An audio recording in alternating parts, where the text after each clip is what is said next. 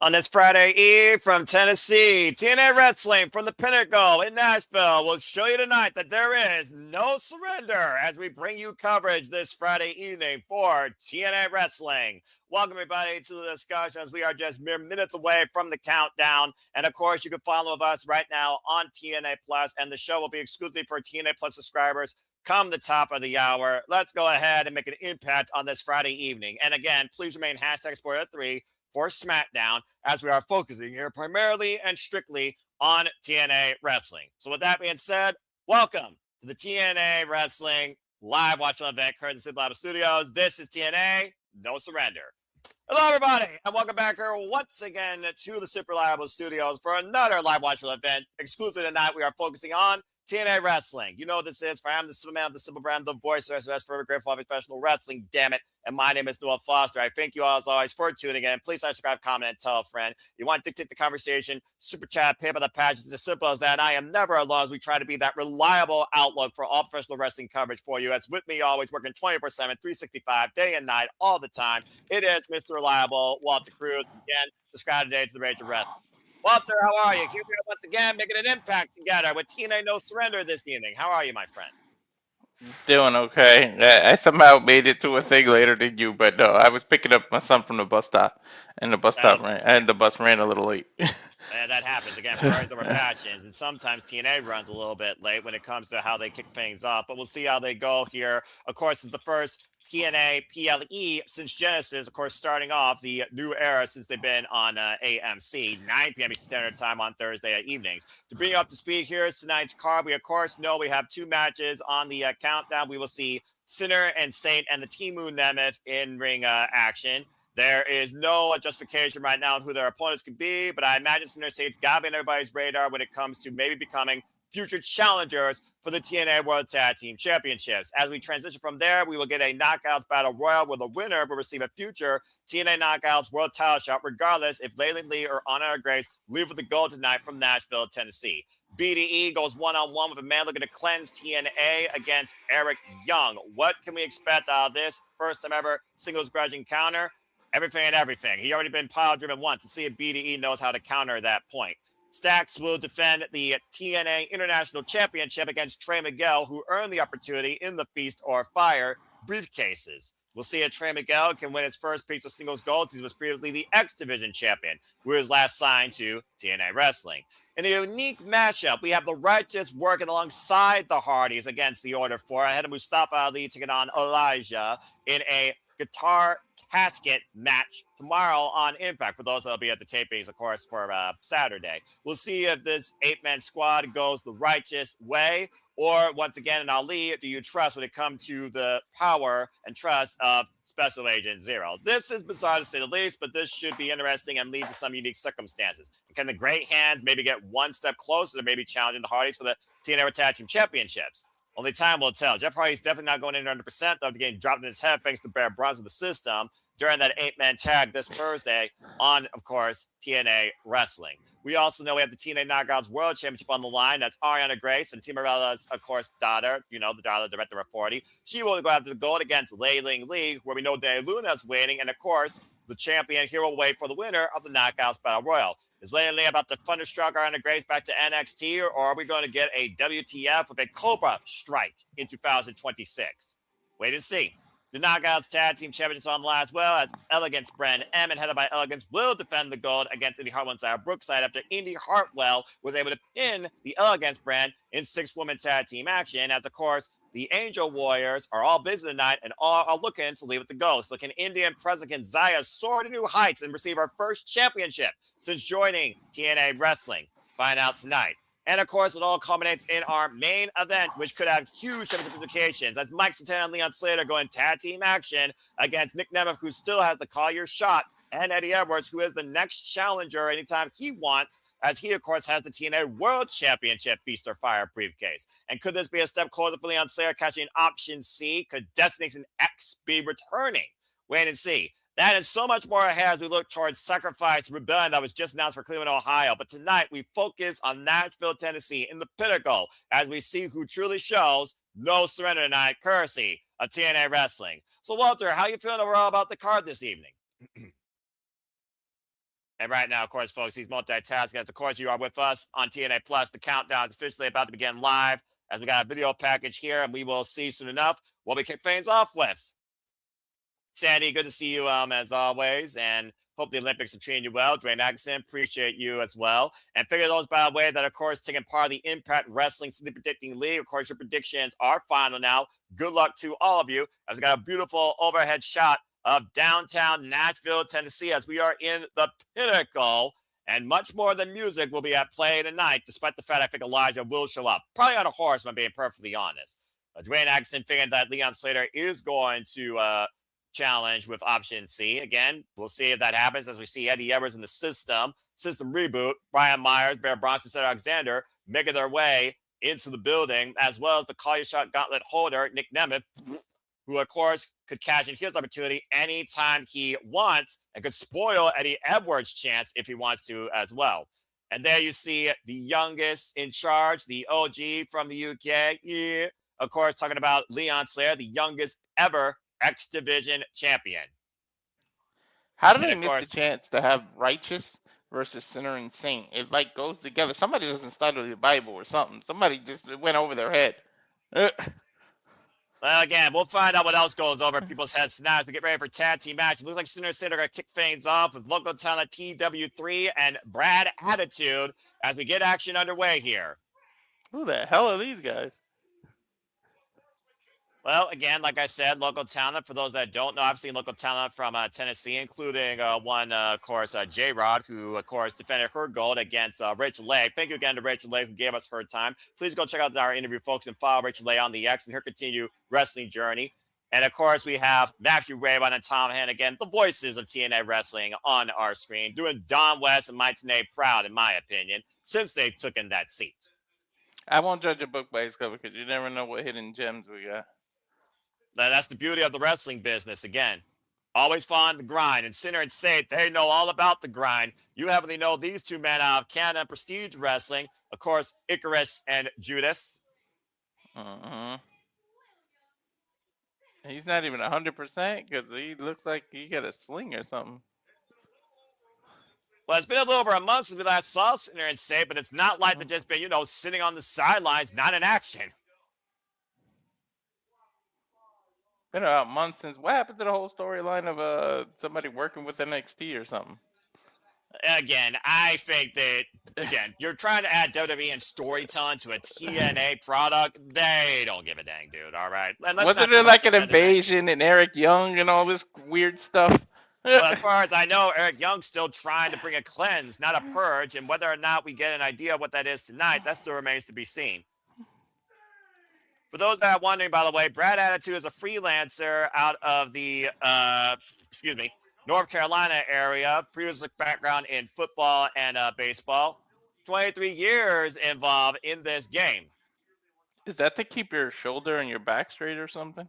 I'm pretty sure that's, it's because, of course, there's probably tension in that right shoulder. Stomp to the foot and side headlock applied now by Brad Attitude. Big dude with attitude. This dude towers him, too. Well, he is 6'4". He looks every bit of it. By the way, believe it or not, this guy was trained by Dusty Rhodes, if you will. Again, folks, get 1 month free using the code NOSURRENDER26 and be part of the conversation on the X using the hashtag NOSURRENDER. There's a cover by Travis. And a 2 by Reverie Frank Costello. And a tag made now. And, of course, one man Nick Nemeth is also familiar with these two. I've always up for independent showcase, as of course we've seen many a times in and out of Explosion. I'm sure things are going to explode in the Knockouts division when it comes to that Knockouts Battle Royale. Oh! The Sinner and Saint, meanwhile, the cover, bat press the far leg, gets a 2 count. It's a nice double team move.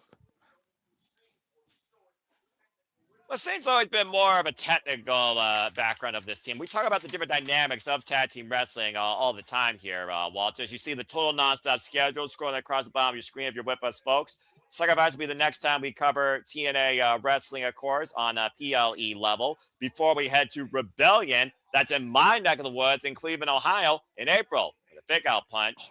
Ooh, that back elbow. The Irish whip reversal, handspring. Oh, man. Somersault drop kick. If you ain't cheating, you ain't trying. Covered, and 2 count there. You think about, again, this independent showcasing, what would it mean for these two to have an impression on Sinner and Saint, let alone a pinfall win on them. Scoop slam. An attack made. Ooh, nice. I wonder if the Hardys Ooh. have their eyes on this and pay close attention. Because you never know, future contenders. Cover now, got the far leg side press, gets a 2 count, Brad Attitude does. Dude, Attitude is aggressive. I see why his last name is Attitude. I mean, sometimes the name just speaks for itself, bruv. Sinner and Saint, have had that fair share of comparison, though, to the likes of Motor Machine Guns when it comes to their cohesion and chemistry. Former Smash Tag Team Champions and former Defy Tag Team Champions, of course, and former Prestige Tag Team Champions. Oh, man, face first. The hell was that? It was almost like a reverse F5. Well, call it whatever you want. I call it effective. And tag made now. Last time we saw Judas Icarus and Travis Williams in action, ironically enough, was GCW earlier this month against, you guessed it, Buster and the Brain. Alex Price and Jordan Oliver, who are now all elite. Speaking of Buster and the Brain, stay tuned when we cover the new beginning from New Jersey when they take on Kushida and El Desperado in tag team action. That's going to be good. Well, again, there's so much wrestling to look forward to, including tonight. Of course, tomorrow we're covering AEW Grand Slam. And, of course, later on this month, we have WWE Elimination Chamber. And there's also a double feature coverage for GCW Game Changer Wrestling this weekend. So stay tuned, folks. As always, Simple Hour Studios, keeping you in tune with all the wrestling. A knife is shot there by Travis. A newly heel Kushida, too, which I'd never seen this side of him. Tag. And tag round again to Brad Attitude. Smart. Yeah, tag team wrestling 101. Freaking tag. Keep the fresh man in. Speaking of TNA wrestling, you think about we're in Tennessee, the stomping grounds of TNA's true beginning. When you think about the Asylum days, Nashville, right? Yeah, big DDT there by Travis Williams, creating a critical moment to try and capitalize here and make the tag to Judas Icarus. Crowd still finally getting pinnacle. He needs to tag desperately. And again, though, Brad Attitude trying to hold Travis off. The Irish whip, handspring. Oh, lariat. Okay. That tag made, and tags made on both sides now. Judas Icarus now legal. I feel like Icarus is more of the aggressive striker of the duo. A bit more on. Yeah, especially after that damn Larry he just did. Whoa. That body drop by Icarus there. The hell's on his mind? And running in the corner. Oh, man. I was not expecting a kick from that position. Oh, man. Twisting brainbuster in the cover for the win and kick out of 2. Yeah, I got to give him credit for kicking out of that because I thought it was about to be over. Yeah, great heart being shown there. Dude, take a look at the replay here. Yeah, he landed right in the back of his neck. Yeah, and he twisted on it to even add more disorientation to his opponent. And again, Brad adds to the distraction, allowing them to take advantage that he falls back first against the top turnbuckle. Here comes Travis Williams now being double looking at it. Travis Williams not legal though, but Sinner and Saint again that awareness. That's using your partner. I love the teams that use their partners as effective weapons. Swing and a miss, but Travis did not miss with the wrecking ball drop kick. That's rare. You usually do a single kick off of that. He did the actual drop kick. Ooh, he landed on his head, dude. Yeah, but again, great change of direction, turning from east to south with that tope suicida. He said move him out of the way. What is he doing? Running into the corner. TNA champion outline of proud here, Sinner and Saint waking up the TNA faithful as Judas Icarus ascends to the top rope. May his wings not burn tonight, high underneath the Nashville sun. Split leg splash! Hover! Oh, Brad Attitude with the save. Man, did you see the height he caught on that? Yeah, Rob Van Dam would be proud of that. Right? Palm strike. That was Javon's style height. Big PK. Well, that take any man off their feet. They're all the same height when they're on the floor. Tag made now to Travis Williams. Travis Williams now legal. Previous members of the Northern Army, for those that don't know, could have been part of Eric Young's cleansing if they were still underneath his manipulation. Oh, combination offense in the corner. And now Williams Nicholas looking to set him up. Get to the face, the fisherman suplex with a bridge, and that is it. That's a nice combo move as a finisher. That's I'm kind not of sure cool. what you call that besides victory. Absolutely great showcasing here by BDE and company. But again, Sinner and Say come back strong here tonight at TNA Wrestling. Maybe that's a kickerman suplex. Forget fisherman. I expect more puns from you throughout the night. Great return home to Sinner and Sate tonight on the countdown to TNA No Surrender. That was impressive. And of course, Hey, as it man. continues here on the countdown, still to come, folks, Timu Nemeth will be in action. Hardy ahead, better pay attention to the division and not ignore lower things. You don't know. All it takes is the right person to pay attention to you, and boom, you get title shots. I mean, all it takes is 3 seconds, as we talk about all the time. And why the Tad Towers are not on the line, we just saw Sinner and Save. We have the Hardys up against the Righteous. People are lobbying for the Great Hands to be challengers. So this Tad division's got a little bit of a depth to it. I swear this is a ruse, right? Righteous isn't on the Hardy side. Like, they just had a rivalry with them. Let's go to meet Jim Miller backstage for an interview. Damn, she wearing that. Woo. I guess love is in the air with Valentine's in that dress. Action Mike Jackson? The hell is he doing here? It's like one of the oldest people I know that still freaking wrestles. Last time we saw him, I think, was the Reverse Battle Royale.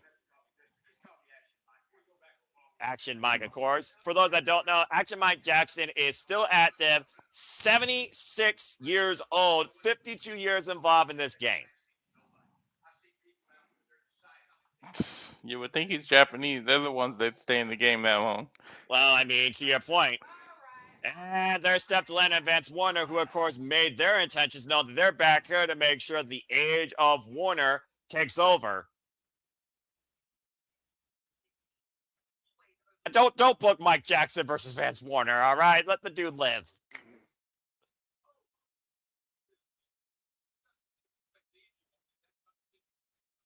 Just but not more than disrespect. Oh, you look at Mike Jackson standing up for Jay Miller.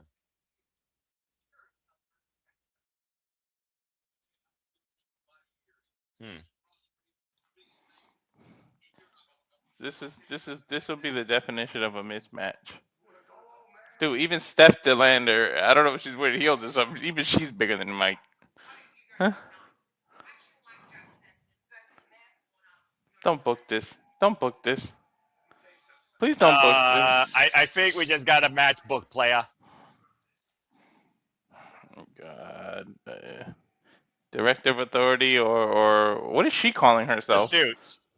Yeah, just a suit. She doesn't have a position. I suppose not. And meanwhile, wow, well, this is a unique return. Alan Angels. The hell did he come from? Well, previous Prestige Wrestling champion. At one point, he was part of TNA Wrestling, one of the worst talk shows ever, with one of the cheapest butts ever saw. I remember that. I vaguely remember it, and I'm trying to forget it. I was just gonna. You took the words out of my mouth. I said I was trying to forget it. What was it called? What was it called? Like the mic drop, I believe. Anyway. Yeah, sound check. Thank you, Tom Hennigan. Sound check. I knew it was something with sound, but I was like, I haven't remembered that in a long time. But yes, folks, it's Alan Angels versus the Timu Nemeth.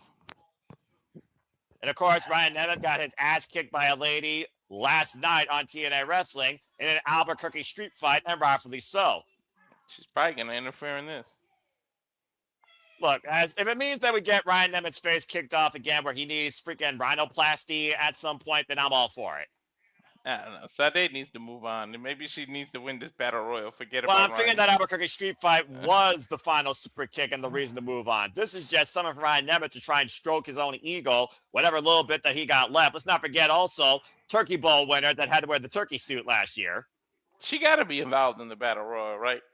Well, I would think so. Again, folks, still to come tonight, we got this impromptu singles match. You heard me right. It's Ryan Nemeth versus Alan Angels.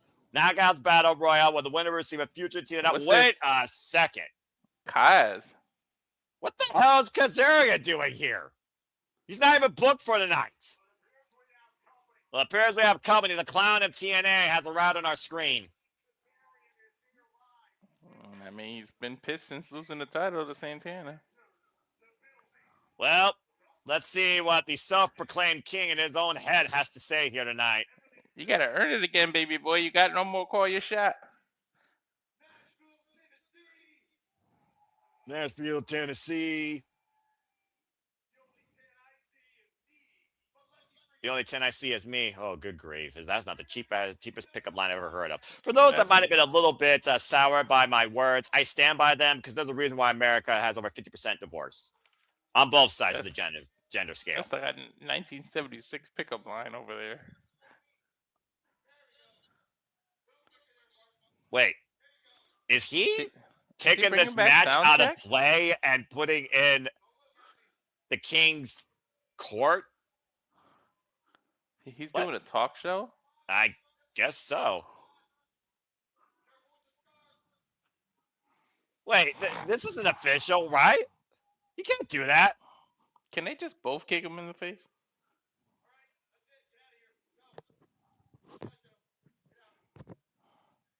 The hell?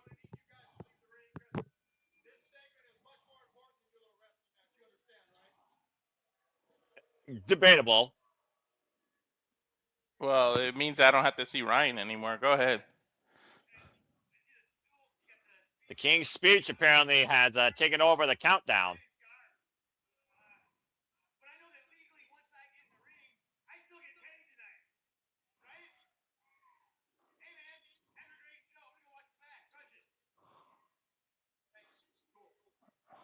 Okay. He said legally I still get paid. I guess technically that's true.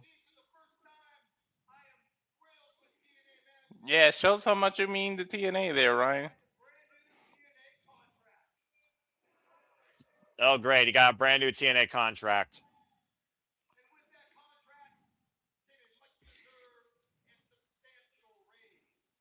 A much deserved step. Okay, so TNA is going to go broke again. Got it.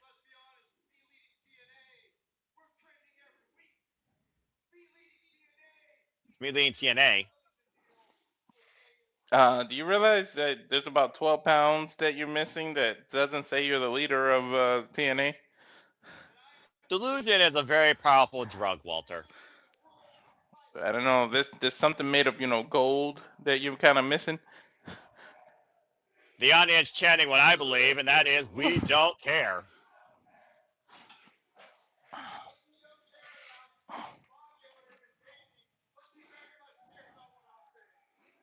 No, because I literally got a haircut and a shave and a shower today. So again, fuck off. I just got a haircut too.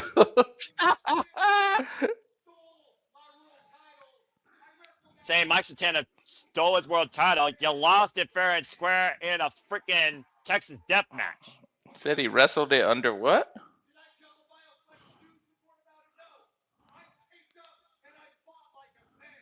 Taped him and fought like a man. Sure you did. He's saying he fought injured. Alan Angel is just sitting in here. I mean, if Alan Angels is learning anything, this is kind of what a talk show budget looks like.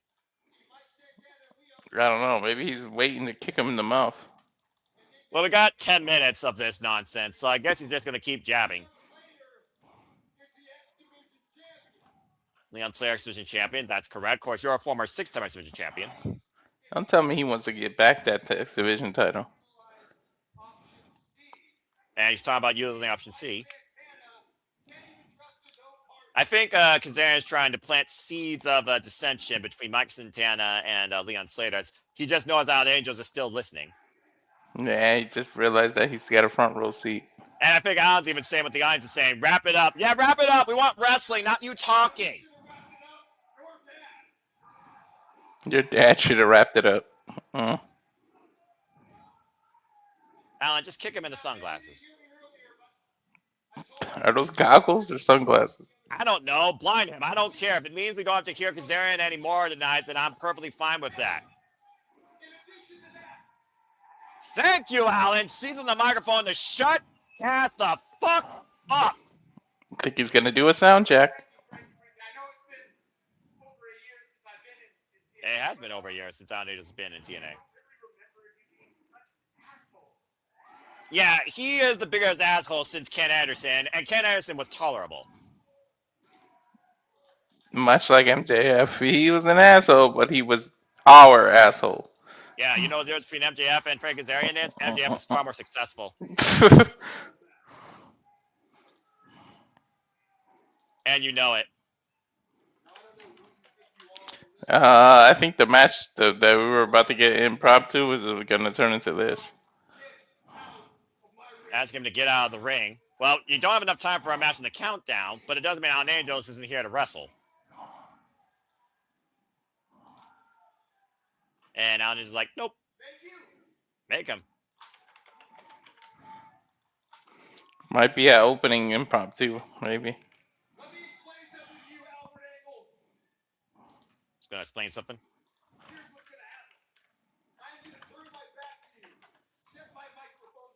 To my back. Set the mic.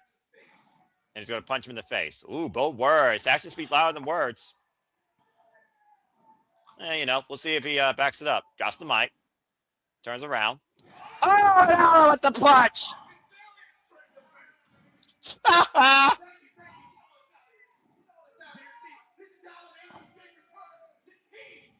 It's not his big return to TNA wrestling. Damn right it is.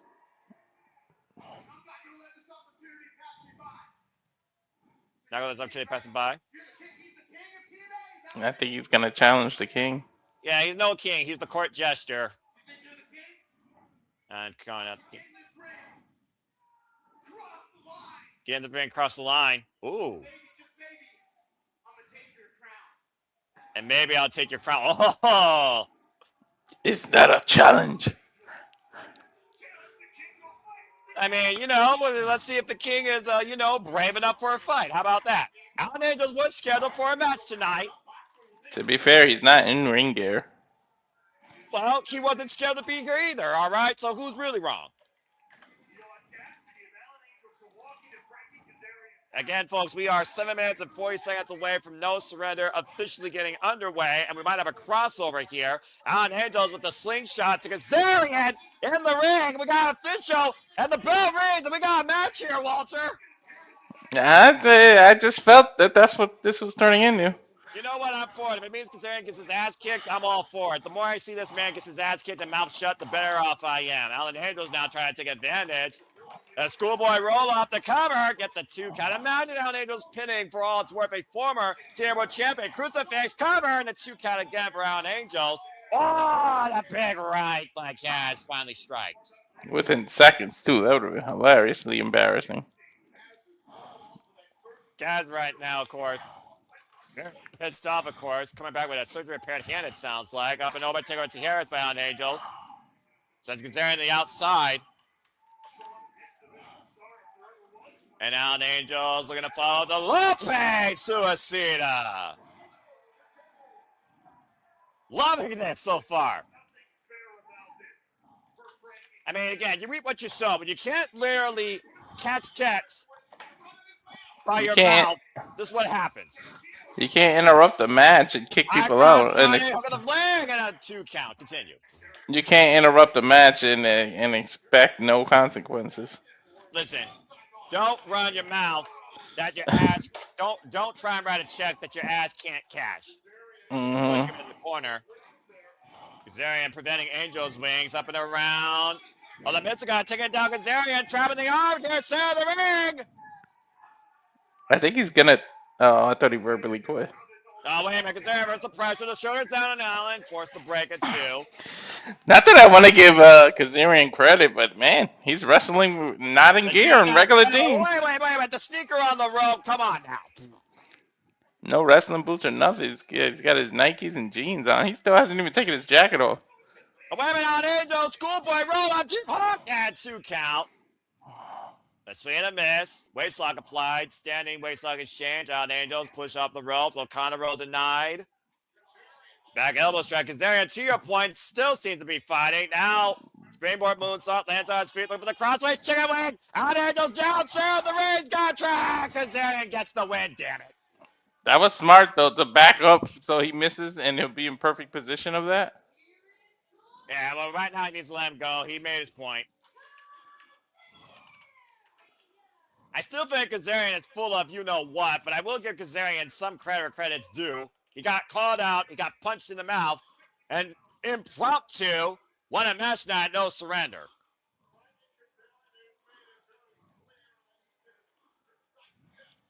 And of course, you know what his sights are set on, Walter. He is hell bent on getting back the TNA World Championship by any means necessary. Well, that was impromptu to say the least. Again, thank you to all of you that are tuning in as we are just 4 minutes away from TNA No Surrender. Of course, we do this for all the biggest shows, PLEs, pay-per-views, and specials across all things wrestling, including not limited to WWE, NXT, AEW, TNA, ROH, NJPW, Independent Promotions, HOG, GCW, JCW, and more. And I hope that you all continue to enjoy what is in store, as well as great wrestling interviews. And of course, still to come tonight, as we talked about earlier, gold on the line across the board. TNA International Champion Stax defends the gold against Trey Miguel, while Ariana Grace looks to win her first ever title, challenging for the Knockouts World Championship against Lei Ling Lee.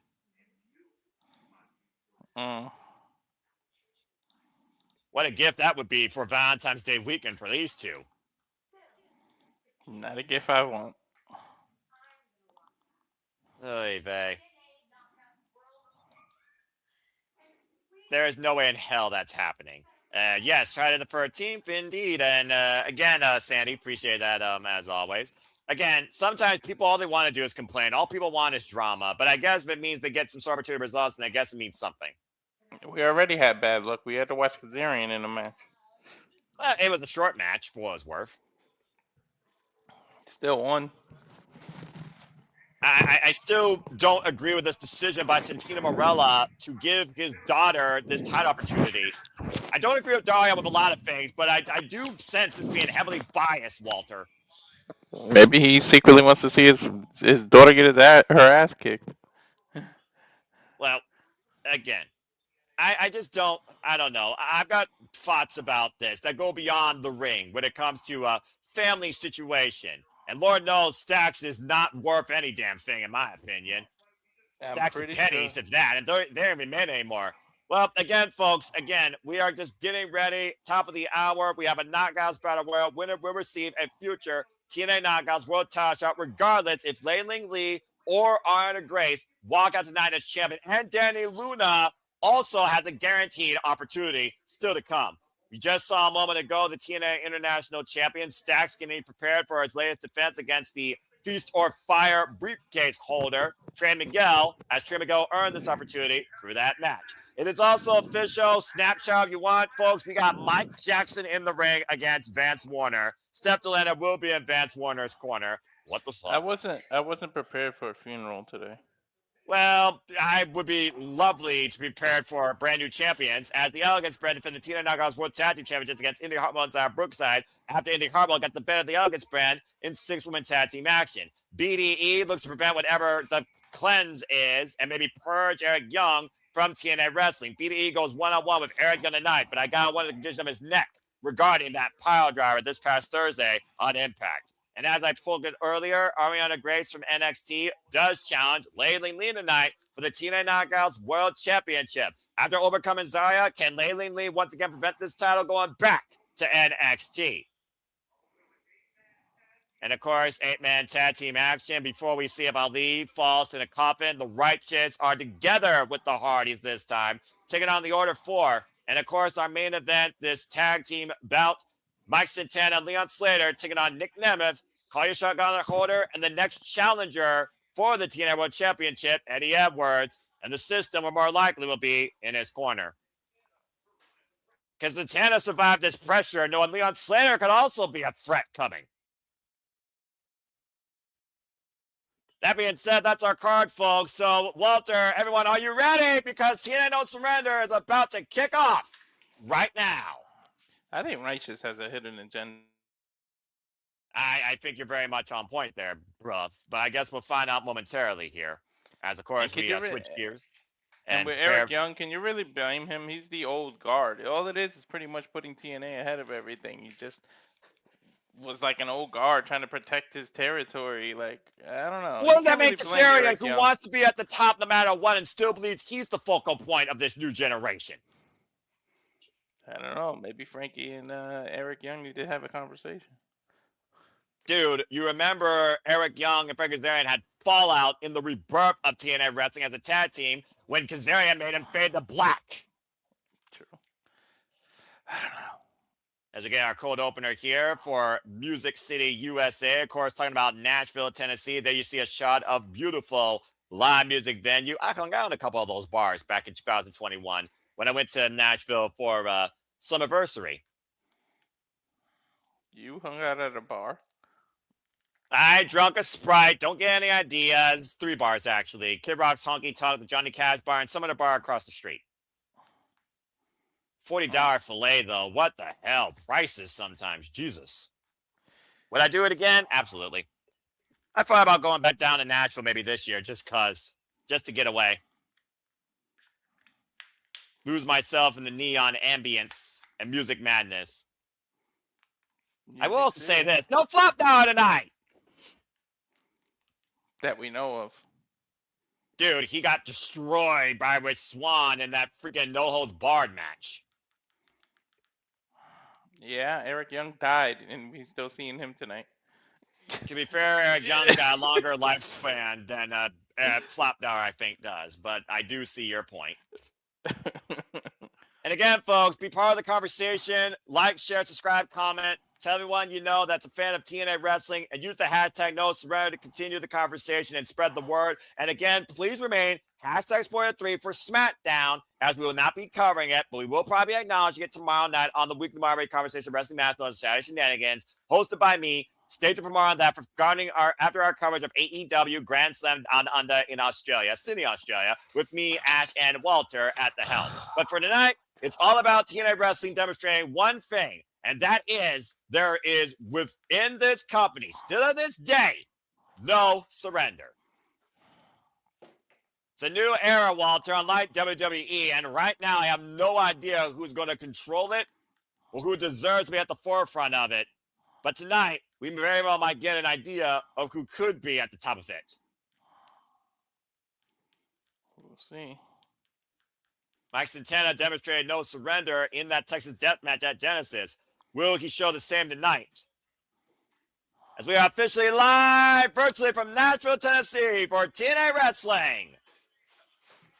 The pressure is on. The moon is high. The music is loud.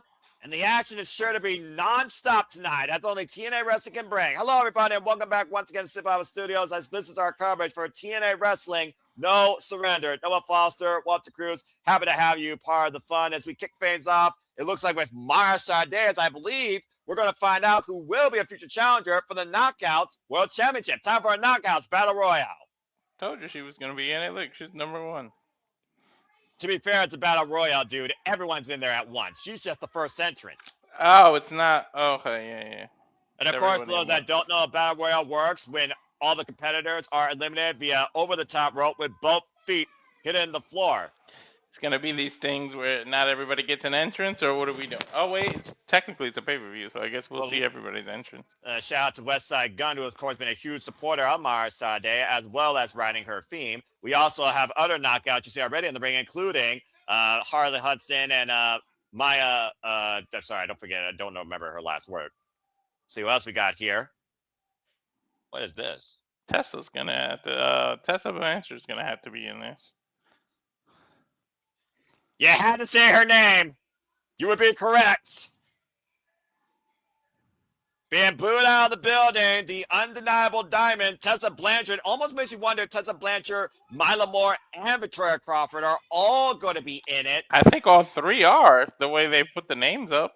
And apparently, I wonder if it's going to be one for all or all for one, and that one being Tessa Blanchard. Again, Tessa Blanchard has yet to hold the TNA Knockouts World Championship since returning to TNA Wrestling after coming off that quick win against Rachel Leigh, of course, literally a week and a half ago on TNA Impact. They're all in their gear. I'm guessing you count. Yeah, I guess all three of them. It still hurts me that Victoria Crawford is existing in a wrestling ring, but I'm glad that she overcame her demons. That's what I was gonna say. At least she overcame her demons. And speaking of overcoming their own demons and being their own mental case, here comes the former Cora Jade, Elena Black. Fuck! I forgot about her. I should have picked her. God damn it! She probably let, winning this. well, let's not forget, Elena Black was brought into TNA by the suit, Dahlia Ray. So there's no doubt that she's got to be a first ballot candidate to possibly win this Battle Royal. And let's not forget, she also went face to face with Leiling Lee following her victory over Zarya at TNA Genesis. Currently undefeated in singles action, by the way, since joining TNA Wrestling. And also, Walter, she was the first woman to cross the line to challenge for the TNA Knockouts World Championship when this NXT-TNA partnership started. Again, this match, there are no disqualifications, no countouts. The only way you are basically eliminated is to both your feet hit the floor and you're thrown over the top rope. Last knockout standing in the ring wins. Rosemary, of course, has been the most consistent knockout since 2017. Recently celebrated 10 years, of course, being part of TNA Wrestling. That was last time she actually held the TNA Knockouts World Championship, folks. And Rosemary, in my opinion, is long overdue. We got Jody Fred in one corner. Actually going to be all over the ring here. They might need a wide shot. Oh, There's somebody right now getting tired of the ropes. We got Jody Fred, of course, after the abolishment of Spitfire. Again, folks, use the hashtag TNA No Surrender to be part of the conversation here. Tasha Steelz, of course, who represents the Order 4, former TNA Knockouts World Champion. There's a lot of first-time potential here, though, the first challenge for the TNA Knockouts World title, though, Walter.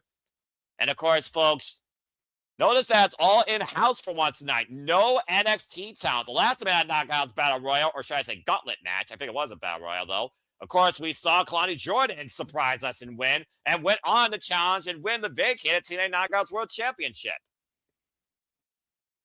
Myla Grace, that's the name, and Harley Hudson, that's the other team and the other two knockouts here. Harley Hudson right now being lifted up by Rosemary, and no elimination so far, and clearly Tessa and Mila are protecting Tessa Blanchard.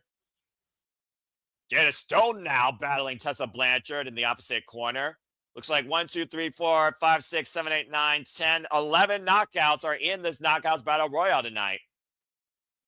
Good to see City by the Bay. Appreciate it, brother. And Sandy, Matt, Dwayne, and everybody in the chat, as always. Again, hope that you all enjoy the conversation. And basically, they do these TNA Plus specials on Friday. Rosemary eliminated first! That is huge. By Jody Fret. And Rosemary, might be a little apoplectic, and people might want to try and get Rosemary out of the impact zone here. They'll have no fear like a demon assassin Scorn. I actually like her. And Rosemary's in pursuit of Frank Gasto, who might be running out on Live Music Venue as they speak. I don't know if I like Rosemary or I'm just scared of her. I don't know what to figure about her except this. Demon X Plenty for life. And Tasha Steelz eliminated by Jada Stone. Tasha Steelz, who beat the Grands of the Grands, by the way, for her only ever TNA Knockouts World title. Of course, talking about Mickie James. Oh, and Mile World eliminating Jada Stone. The Order 4 are starting off on a bad foot then. Well, again, you can't turn your back on anybody in a battle royale, and Jada paid for it and got speared by Tasha Steelz, who was a sore loser. Damn, I forgot about Elena Black. I should have picked her.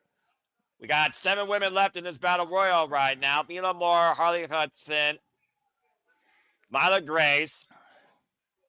We got Maya Sade. We got Elena Black, Tessa Blanchard, Jody Fred, and Victoria Crawford.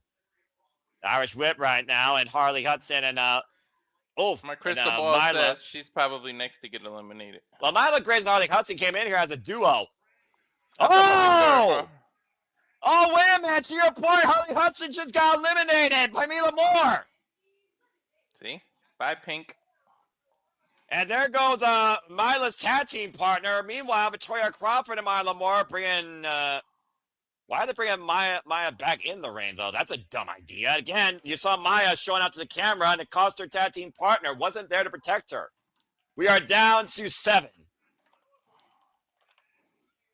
Northern Light suplex, that doesn't matter, Victoria Crawford here, but Mila Moore drops the knee across the chest. It's about to be a fast battle royal. I mean, it's already fast out of the get-go, and considering the level of inexperience of most of these women in the ring, don't expect a whole lot here. Team Suplex, though, by Team Tessa Blanchard, Mila Moore, and Victoria Crawford teaming up against Myla Grace. And again, what happens when it comes down to Tessa, Mila, and Victoria? Do you really expect them to just go over the top rope? Drop can. There goes Mrs. Grace.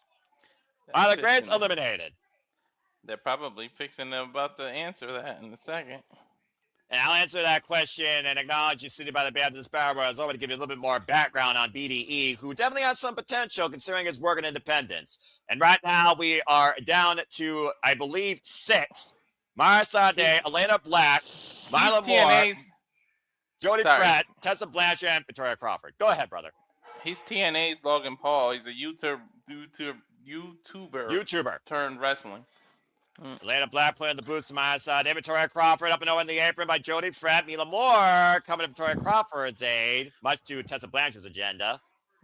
And of course, Jody Pratt, also previous TNA Knockouts World Tag Team Champion, as I said, alongside Dani Luna when they were Spitfire. They took those titles from MK Ultra. Of course, the Monster Slam and Killer Kelly. Is this battle royal a little disrespectful to Dani Luna because she should be the next contender because she can call her shot whenever she wants? Technically, she's going to be a contender no matter what. She has no reason to be involved in this. Let's not forget, she's dealing with visa issues, apparently. Whenever she comes back, she will get a shot at the TNA Knockouts World Championship. No questions asked. Oh, yeah, that's right. I forgot about her visa issue. Jody Pratt and Mila Moore in a high-risk position. Victoria Crawford coming to Mila Moore's aid. Now Victoria and Mila are both on the apron. And Jody Pratt right now on the top turnbuckle. Bit of a tug-of-war here going on. Tessa Blanchard bringing the grip. Victoria Crawford and Mila Moore got eliminated. I don't think by Tessa Blanchard. And look at Jody Pratt's feet on the bottom rope. Jody Pratt's still in this. I don't think Tessa meant to do that. Well, regardless, Jody Pratt's hanging by a thread, and we're down to 4 women. Oh, man, what a clothesline DDT takeover by Elena Black with Maya Sade and Tessa Blanchard. Elena Black, Jody Pratt, Tessa Blanchard, and Maya Sade are the only 4 left. One of these 4 is getting a future TNA Knockouts World Championship shot. Went for the rising knee strike, and Maya Sade put Elena Black up and over the top rope. Again, both feet haven't hit the floor yet. Now trying to drag Maya Sade by her here. And Elena Black holding on for dear life, trying to snatch a bitch tonight, apparently. Gotta do everything you can to stay in the match, though. And both women in a dangerous position here. Tessa might recover and knock them both off. And again, that unawareness by these 2 might cost them. Good point, Walter. Maya Sade, who has never had a chance at the TNA Knockouts World Championship. Elena Black, who previously had a chance at the TNA Knockouts World Championship against former champ Masha Slamovich. Dropped down knee first. Axe kick. Elena Black eliminated! Dude, you know what's down funny? To 3, and Tessa Blanchard just puts Maya Sade up. We're again getting too full of yourself. Cost you. We're down to Tessa Blanchard and Jody Pratt. Tessa Blanchard and Sade were my 2 picks. And I don't think Tessa realizes somebody's still in it. And up in the fireman's carry, Jody Pratt looking to stay out Toronto. And Jody Pratt wins! Jody Pratt wins! Unbelievable! Dani Luna has a guaranteed shot at the TNA Knockouts World title, and Jody Pratt just earned a shot at the TNA Knockouts World Championship. What a moment for the Wild Child. Color me surprised. She was not even on my radar to win this. Yeah, mine neither, by the way. But a hell of a win for this re-signed veteran from Toronto. Let's take a look at the replay here. The 745 took Tessa Blanchard up and over to the outside. To your point, Tessa Blanchard thought she won. As Elena Black and Mara Sade continue to fight on the outside. Jody Pratt's feet never hit the floor. Jody Pratt is your new number contender to the TNA Knockouts World Championship. You gotta pay attention when you're in this ring. You know, this seems kind of poetic because remember, Jody Pratt last year could have challenged for the TNA Knockouts World Championship due to controversial standings with Dani Luna and respecting Indi Hartwell's pursuit and the hard-fought earned victory. She passed up on that chance, wanted to do things the right way. And now in 2026, Jody Pratt has a guaranteed shot at the TNA Knockouts World title, and she earned it her own way. Well then, This is after they were forced to disband from losing to the Elegance brand. and no kidding, congratulations again to the Wild Child, Jody Fred, new number one contender to the TNA Knockouts World Championship. And again, we will things see. are getting interesting in the Knockouts division. Well, the Knockouts division has always been an alternative standard, but the echelon of women's wrestling showcase, and since 2008, if we're being perfectly honest, that regardless of NXT's influence at times, that has never let up.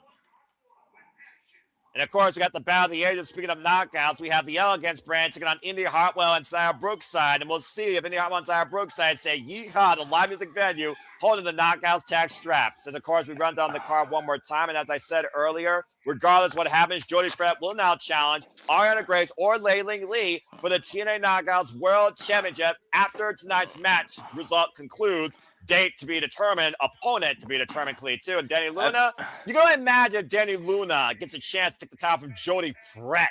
How much good that would feel for her. I think anytime Action Jackson is wrestling, it's a battle of ages. No.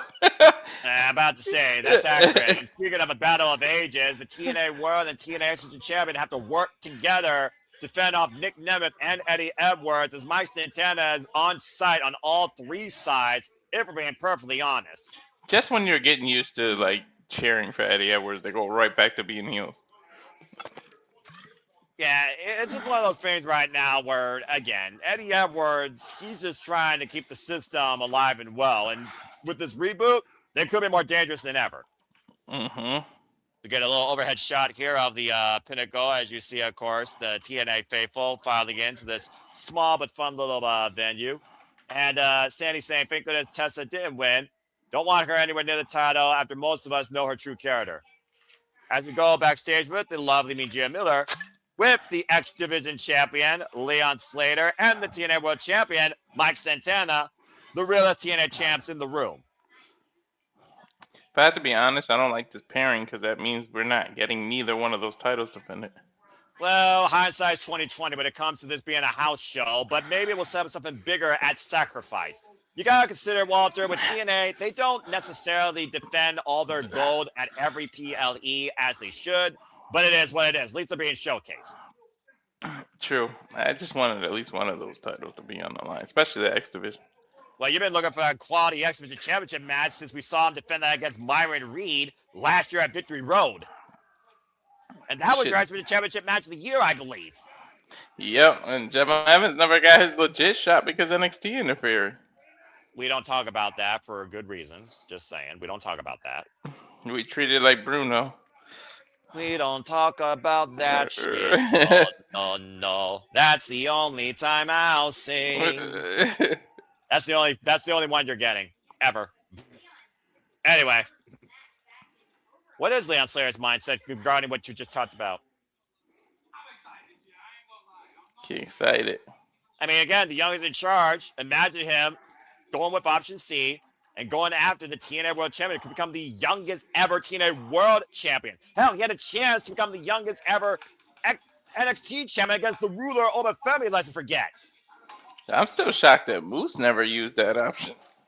Well, Moose said, and I quote, I'm going to make the X Division Championship the most important championship. And in a way, he did, because Trick made that title mean shit. There's a reason why that Summerversary main event was dog shit, and Leon Slater had his crowning moment against the face of the franchise, endorsed by phenomenal AJ Styles. There's a reason why we wanted Jim Evans and Leon Slater at Bound for Glory, and half the audience left during Trick Williams and Mike Santana. There's a reason why the X Division title mattered, still to this day, staying in TNA. Why the TNA World Championship got spoiled in NXT. And shout out to Jelly Roll, Grammy Award-winning singer, songwriter, and Christian. God bless you. Of course, taking in the sights tonight at TNA. No surrender.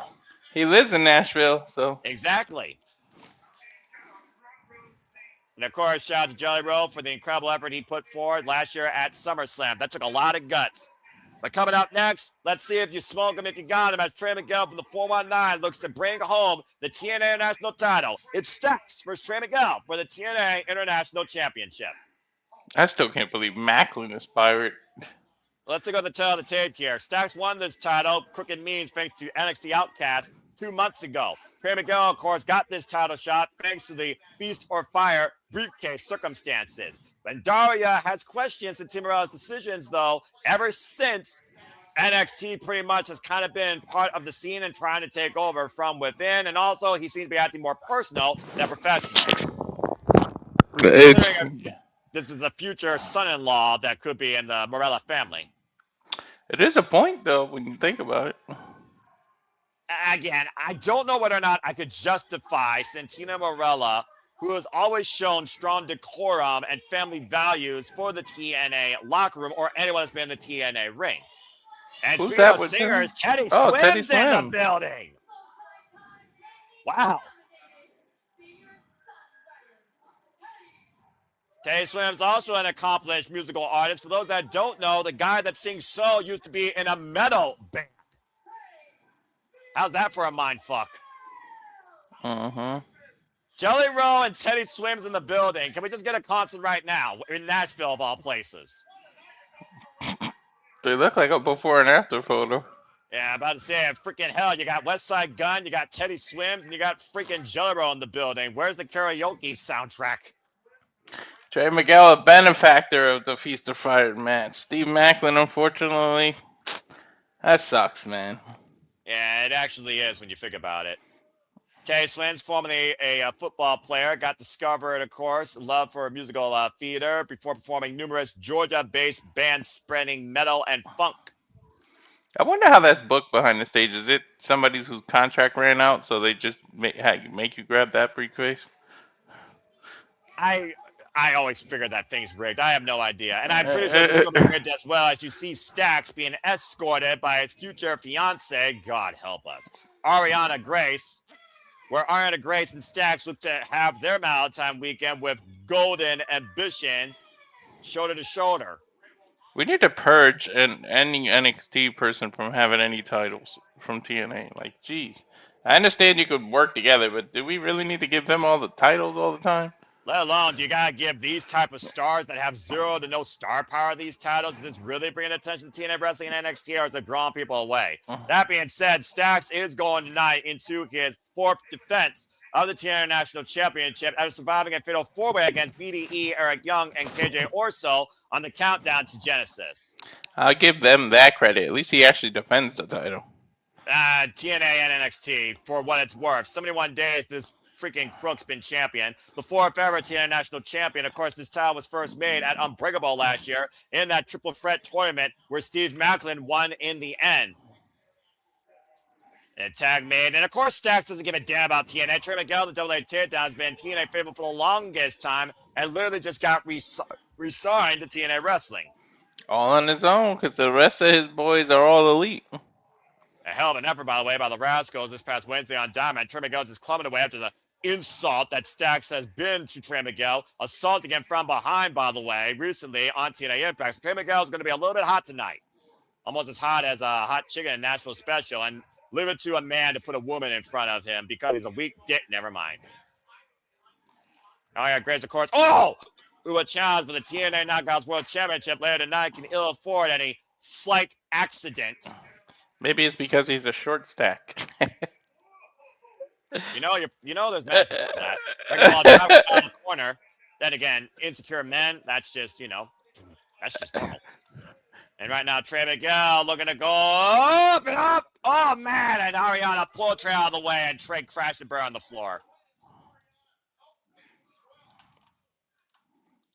BK kick. Famous country singer once wrote a song, Stand By Your Man and Show the World You Love Him. In this case, I wish it was the opposite.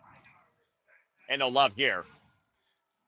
No and love of course, law. see the TNA president watching on from ringside alongside Teddy Swims. Of course, Carlos Silva, the skinnier version of Tony Khan, who is not any sort of wrestling fan, but is a movie producer. Which is why it's on a movie channel. And of course, tattooed artist, Cincinnati, Ohio. Teddy Swims at one point was as well. Teddy Swims, multifaceted and talented. Songs, of course, that he's made his claim to fame, including Lose Control and Bad Dreams. And right now, Trey Miguel Getting some bad vibrations, braced against the apron, and Stacks clubbing away. Of course, Champion's advantage here. Tyler can only just hands via pinfall or submission inside the ring. And not be a count out or disqualification. Oh, wait a minute. Look at our Graves getting involved here. Good, you kind of knew that was going to happen. About legal contact, I thought she didn't like what Stacks has been doing as of late. Again, this Jezebel corrupted by a freaking piece of shit. The fix Isn't that what is she told her? here, and I think Daria Ray might be more on point than people actually take her for. Isn't that what she told her father? That she was sorry for everything? I don't think she was. Cheating Jezebel. Throwing Trey Miguel into the turnbuckles. Irish whip side first. And again, insulting the Rascal Brotherhood. And Trey will not take none of that. Trey Miguel, former X Division champion, in case those are wondering. Big accent, although takes Trey down. Again, damage further to that neck. And there's the cover. That could be it here. It gets a 2 count. This match is more of a dud than the weakest product you can get from freaking Walter's Farm. Again, tonight's all about focusing on the X Division. Tonight's focusing on the TNA International Championship. I don't give a damn about the marriage of the next Real Housewives of NXTNA, and I certainly don't give a damn about this soprano ripoff that couldn't get a casting career if his life depending on it. There's a cover again by Stacks. He just mocked his future father-in-law. Of course he did. I mean, again, he doesn't give a damn. He's here to take over. He's here to embarrass Cynthia Morella, and he's here to take control. He doesn't care about TNA, and I really wonder if he cares about Ariana Grace or the power that comes with her. Power. Let's not forget, Ariana Grace, the former liaison of NXT. I think it's all about the power. That's why he left Tony D'Angelo the way he did, because he wanted the power. Yeah, he wanted to be from the underboss to the boss. Now that family's been completely abolished. TNA, by the way, Trey Miguel, former 2-time X Division champion, last held the X Division championship in 2022, 203 days. Again, did Ariana prove herself to get this opportunity? Trey Miguel earned this opportunity. Ariana hasn't earned nothing. Remember, this title has a short history, so... Not even a year old yet, to your point. It's only been, what, 4 champs? 3? And we know what Stacks is willing to do. Again, kick right to the throat of Trey Miguel. Is it 2 or 3 champs? You almost wonder if Ariana Grace might employ any of these practices in her time match tonight. Cover here by Stats gets a 2 count. How many champs have had this title? Only how many people? 2, 3? Steve Macklin, Frank Kazarian, Steve Macklin, Stacks. So literally only 3 human beings. But 4 champions within less than a year since this title's been minted. All right. And right now, Stacks trying to get up to the top rope. About to say botch. Oh, went for the double stomp. Trey able to capitalize after Stacks slipped and almost collapsed. Looking for the waist slap. German suplex again. Climbing shot to the back of the neck. Trey Miguel, low bridge, slingshot. German suplex. That's a nice slingshot. A springboard, excuse me. Bottom row springboard suplex. Still, though, I do agree. And we're at a reset point right now in this TNA International Championship match. Personally, I think Miguel's looked better than ever since coming back to TNA Wrestling. I think he's got a renewed focus of being a solo person. This might be what's good for him. The best thing that ever happened was That's being a good point, by the way, released. considering most of his tenure during his later stint in TNA was as a tag team or a trio. And, of course, the Rascals was at full power as a foursome when they beat the system. Mental drop kick out of the corner. Beautiful kip up by Trey. This is his chance to prove himself. Audience on their feet, and right now everyone's in favor of Trey Miguel bringing this title home to TNA and removing NXT. Hurricane Rana to Stacks. Takes Stacks up and over right now. And a body shot by Trey. Combination offense. Take him down the knee. Knee strike. And lining Things up happen for a reason. You never know. You never know what's a blessing in disguise. So choose to have to cover. Hook on the far leg. And a 2.5. Damn it. That was a hell of a rally there, though, for Trey Miguel at this moment. Got to give credit to Stacks for kicking out, though. Well, I tell you, people are sleeping on Stacks for a reason. But as far as who they are sleeping on right now in TNA, it's one of those things where this new era, the only company that really has to find a new era this last month. Oh, hold that thought. Ariana Grace again getting up on the apron. Will someone please eject this Jezebel from ringside? And again, Stacks taking advantage. The front face lock now at the top rope. Oh my God! Stacks and Trey going down hard, almost a lightning spiral. And a twisting neck breaker. Not like that. Hook on the far legs. And Trey kicks out. Oh, shit. I thought that was going to be it. That was a messy sequence. Bowling shoe ugly. But somehow Stacks stayed on the attack, pushed forward, and got a near fall from that. Whatever works, I guess. It doesn't have to be pretty. I guess so, as long as it's effective, but not the 3 count yet. Trey Miguel, of course, has been involved in this business now for 16 years, and former Wrestling Revolver champion, IWR champion, off the second rope. Oh, got caught with the moonsault and a drop kick by Stacks. To the spine, too. Follow up, though. Oof. Knee right to the face of the cover to retain. Trey kicks out at 2 again. And Terry Swims and Carlos Silva, you got to wonder if there's a little bit of hope here by those 2 men for Trey to bring the title back home to TNA Wrestling. Anytime that black and chrome is in my TNA, what used to be my TNA, I'm damn sure going to go crazy. It's been nothing but a plague, a curse to this freaking company. And right now, Trey hoisting up Stacks up in the corner, looking to trap the head. Shaking handles connects. Tiger Fan kick from the 419 takes Stacks away from the corner, back inside. Dude, he kicked the back of his knee, and then he 450 to the front of the knee, or 619. Bring the towel home! Wait for the double stomp. Stacks is out of the way. Back elbow strike by Trey. Creates separation. Trey again up the second. Moonsault. Catching him. Oh! Face first goes Stacks. The cover off the front leg. New chair. Kick out 2.5. I was going to say too close to the ropes, but guess not. Ariana Grace almost had a heart attack at ringside. She was clutching her heart for real. We were half a second away from this title, coming back home and sending Stacks away for good. But I will give Stacks credit. Not much, though, but this has been quite a competitive match, despite the antics of that Jezebel on the outside. Hashtag TNA No Surrender on the X, of course, probably trending right now to a degree. Again, folks, use the hashtag. Give some love to TNA Wrestling, not NXT. Well, palm strike there. And Trey Miguel might awaken Trey Miguel. Over. Lands on the apron. Inside. Stacks catching him again. Kick to the side of the head. Well, he telegraphed it. That's what happened. And now Stacks, what the hell are you figuring here? Once again, going up to the top rope. Double stomp, probably. Man! Double stomp right to the back of the neck, and Trey slumped over to the outside. That's what he was trying to go for earlier. And Graves with another slap. Uh-oh! Wait a minute, ejector! Ejector! Throw her out of the building! She got a title match later. You can't throw her out of the building. She doesn't deserve it. You're out of here. At least for this match for the time being. Ariana Grace ejected, and rightfully so. Go to the street corner. Maybe you'll get more success there. The referee having no mercy on Grace, huh? And meanwhile, sliding DDT!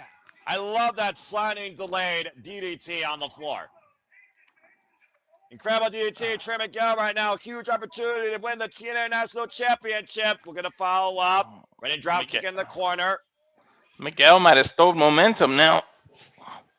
And Stacks and Trey. Trey, though. What is this? Oh! Face first again. Go Stacks. This could be it. Please. But for shell shock. Move right to the face. Lightning spiral. Cover. 2. Trey Miguel is the national champion. Oh, shit. Yes. Fucking yes. I'm so glad I changed my pick. My boy from Toledo did it.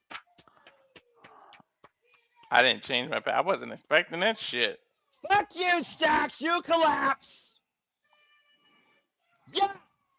Finally, vindication for TNA Wrestling. A little bit. Wait, did I pick? I might have. You even said yourself, Walter, it's a new beginning for Trey Miguel as a singles competitor. Wasn't sure which direction it would go. Trey Miguel has found himself back home with brand new TNA gold. Congratulations to the 5th and new TNA National Champion. Trey Miguel. As Carlos Silva presents the title around Trey's waist. For 3 years, Trey Miguel has been without a singles championship and now finds himself a singles champion again in TNA wrestling. What an incredible moment for a man that's been through personal hell this last few months alone. Congratulations, Trey.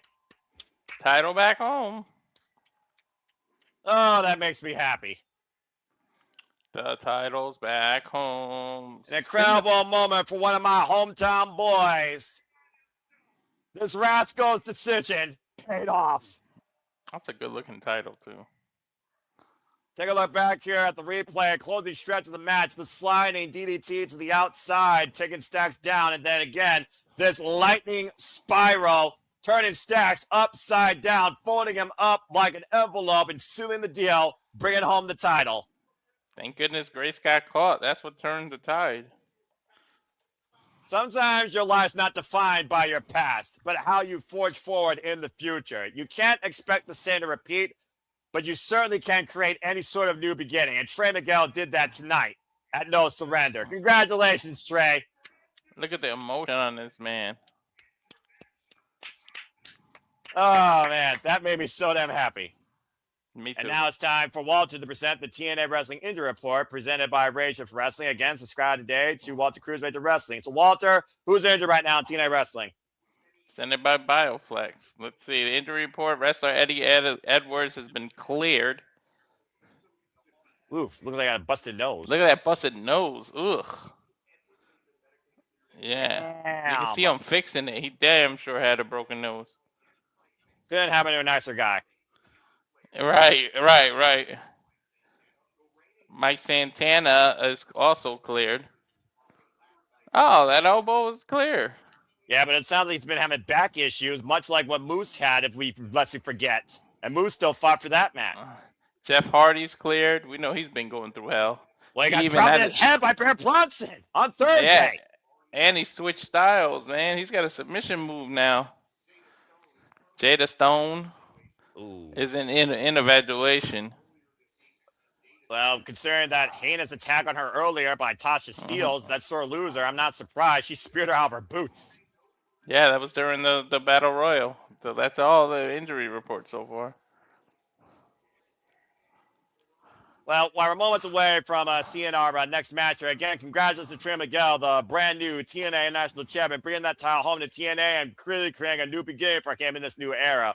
And to answer City's question earlier, there's your first answer, Trey Miguel. And I do think Zaya Brookside and Indi Hartwell have great potential as well, but I do think they're better as singles versus a duo. As we get, why is this fucking flop on my screen? No, what did I say? What did I say? I hate you, Walter. You brought into existence. Hey, maybe it's Swan. Make fun of him. You never know. No, it's the giant flop. Why is AJ Francis here at No Surrender wasting airtime? I just went from a high to the ultimate low. Right. Should have been 666 for this double, not no 555. I don't even know what 555 stands for, but if that's all he's worth, then yeah, $15.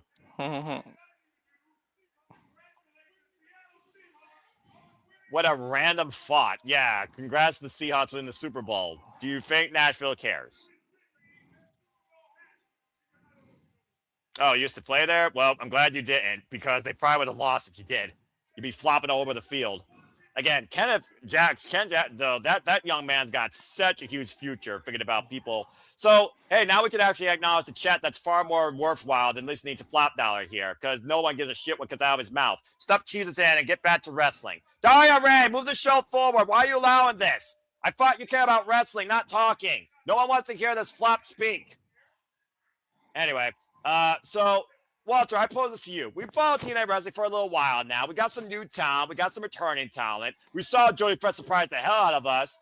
Who do you think we shouldn't sleep on right now in TNA Wrestling? Basically, who's to come tonight, or who you saw, or who you want to see succeed? No, it's Trey Miguel right now, man. After what he just did, look forward to him having that reign and everything. But In terms of knockout, I think Sade is gonna be up and coming, man. Don't sleep on her. That there's a reason she was part of the final three.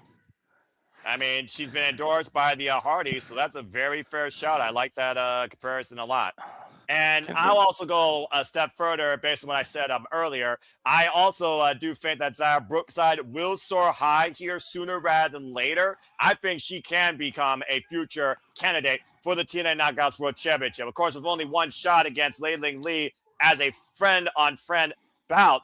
But nonetheless, I think Zara Brookside, the Angel Ring, can soar here in TNA Wrestling. So for me, Zara Brookside, Indi Hartwell, and even though he's part of the system, this is a whole new beginning for Cedric Alexander. Why Moose has done everything, Cedric could do anything with company. So I'm going to say Cedric Alexander is someone you don't sleep on either.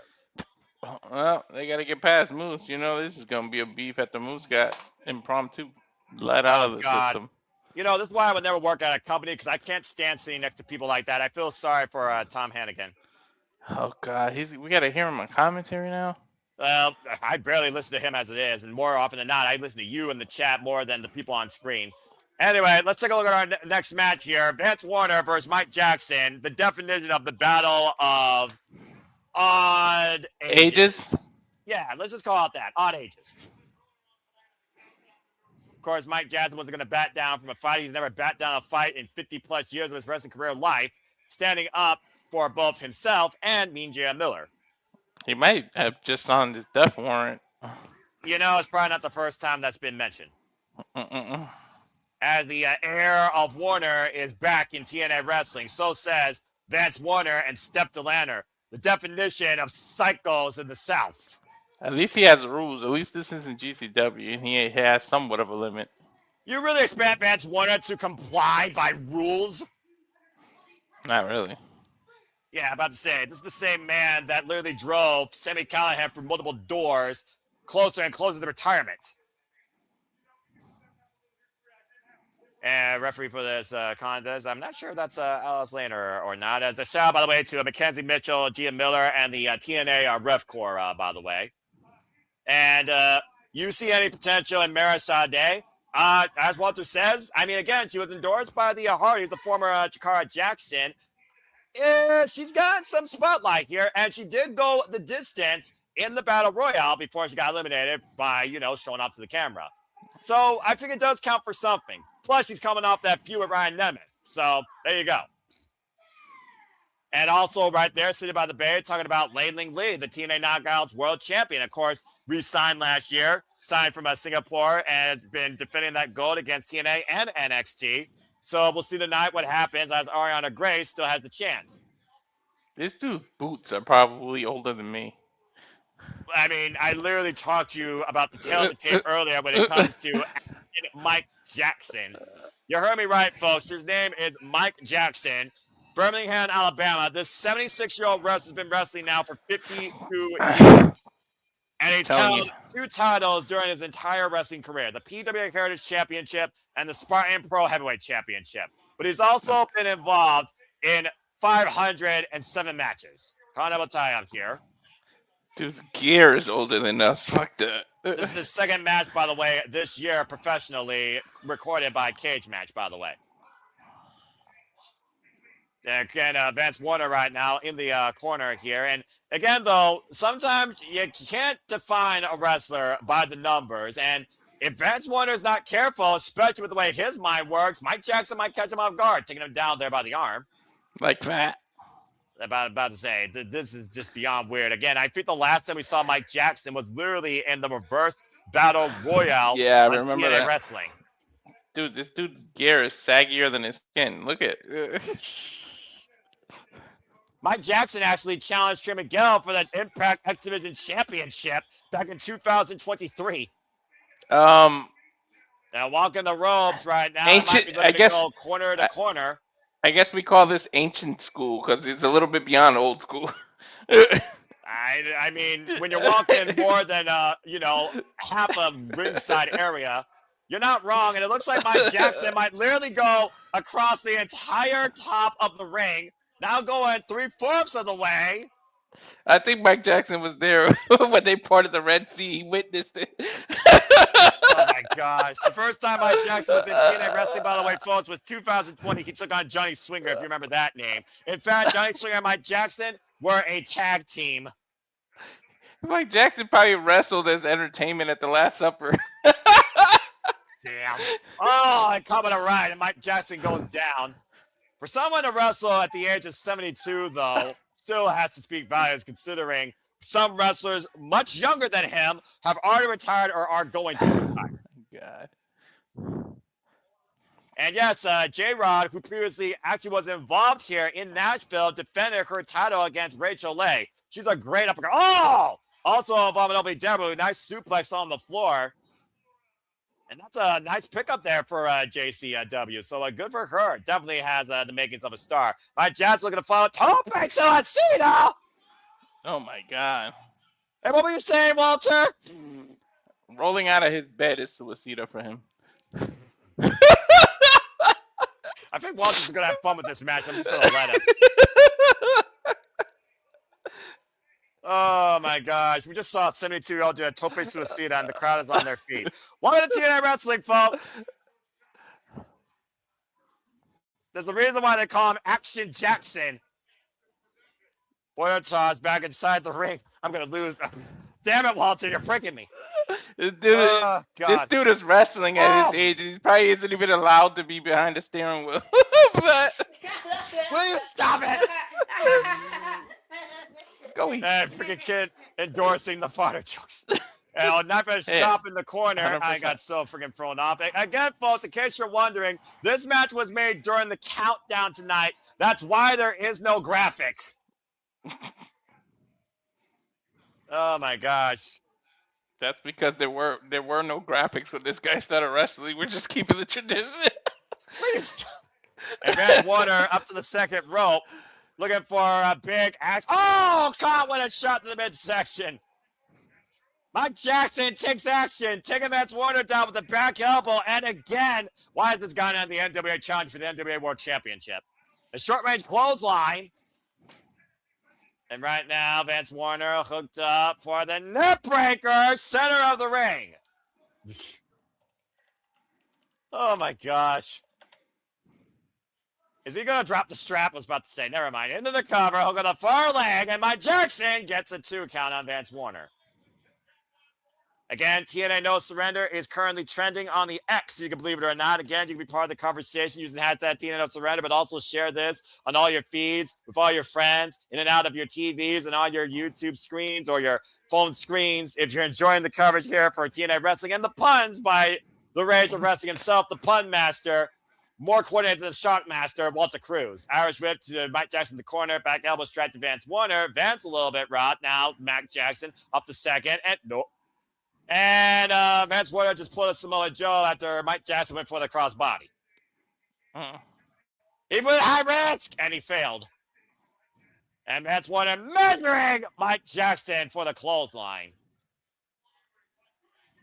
For those that don't know, the clothesline, you literally walk into it. The lariat comes directly at you. Yeah, I don't know. Mike Jackson, he's still probably alive, invented quite a few wrestling matches, yeah. Implant DDT, the cover, Vance Warner with the win at No Surrender. Thank you. All right, Mercy. You feel better now, Walter? Yeah. And to City's point, the ultimate athlete out of Ohio Valley Wrestling, J-Rod, 33 years of age. I'm happy for her. Again, she's still very young in her career. Previously, of course, challenging for the OVW Women's Championship against Leela Feist, former OVW Women's Champion, by the way. I mean, Vance Warner won against Mike Jackson, but hey, Mike Jackson, kudos to him for standing up for a woman and taking action. You almost wonder if Vance Warner is going to respect Mike Jackson's efforts tonight. Wow, actually pulling him up. He's going to slow him. What the hell? This is weird. At his age, walking is an action. Will you stop it, please? And Vance with the handout. Wow, I did not expect this from Vance Warner. Then again, I didn't expect to call Mike Jackson in action tonight either. You think he wrestles in tights or diapers? Or depends. Again, I wonder if Steph DeLander has any respect for Mike Jackson here. Talk about Beauty and the Beast. You might have a heart attack just looking at her. Are you kidding me? Steph DeLander with the handout? Wow. A very genuine handshake there, looks like, by Steph and Vance, respecting actually Mike Jackson. Who would have thought? Tonight here in Nashville, Tennessee at the Pinnacle, Action Jackson earned the respect of the TNA faithful and two of TNA's own in Steph DeLander and Vance Warner. Walter, that was not on my 2026 bingo card for professional wrestling. That's probably Warner and Steph combined probably still don't equal Action Jackson's age. Oh, wait a minute now. And Vance Warner will not allow Flop Dollar to buck up to his woman. There's a reason why this man is single. What is this about? Well, clearly, clearly, AJ Francis didn't shut the fuck up, and he pissed off Vance Warner, insulting Steph DeLander, and Steph DeLander right now is trying to cool off her man. He went for a damn chair or something. Well, I mean, it's Valentine's Day. I'm sure they'll have some sort of piece in the bars on Music Venue with the weirdest music possible. Passion, fandom, that was style. weird.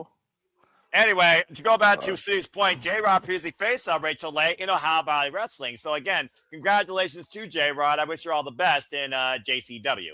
And thank you for that note, City, by the way. Again, folks, we care about the grind, the workers, the wrestlers of the business, not the companies. As Ariana Grace is backstage with Stax. Uh-oh. Trouble in Paradise.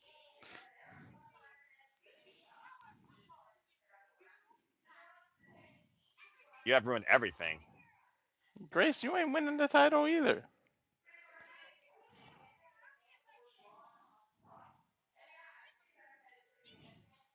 What's up, money?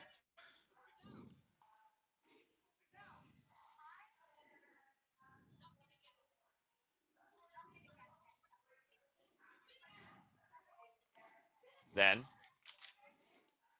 Is she only loving him because he was a champ? You pause right now.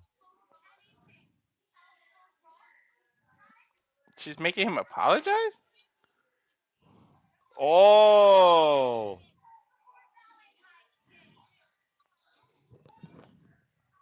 Wow. Ariana Grace actually putting Stax on short notice. If anything else goes wrong, Stax becomes single on Valentine's Day.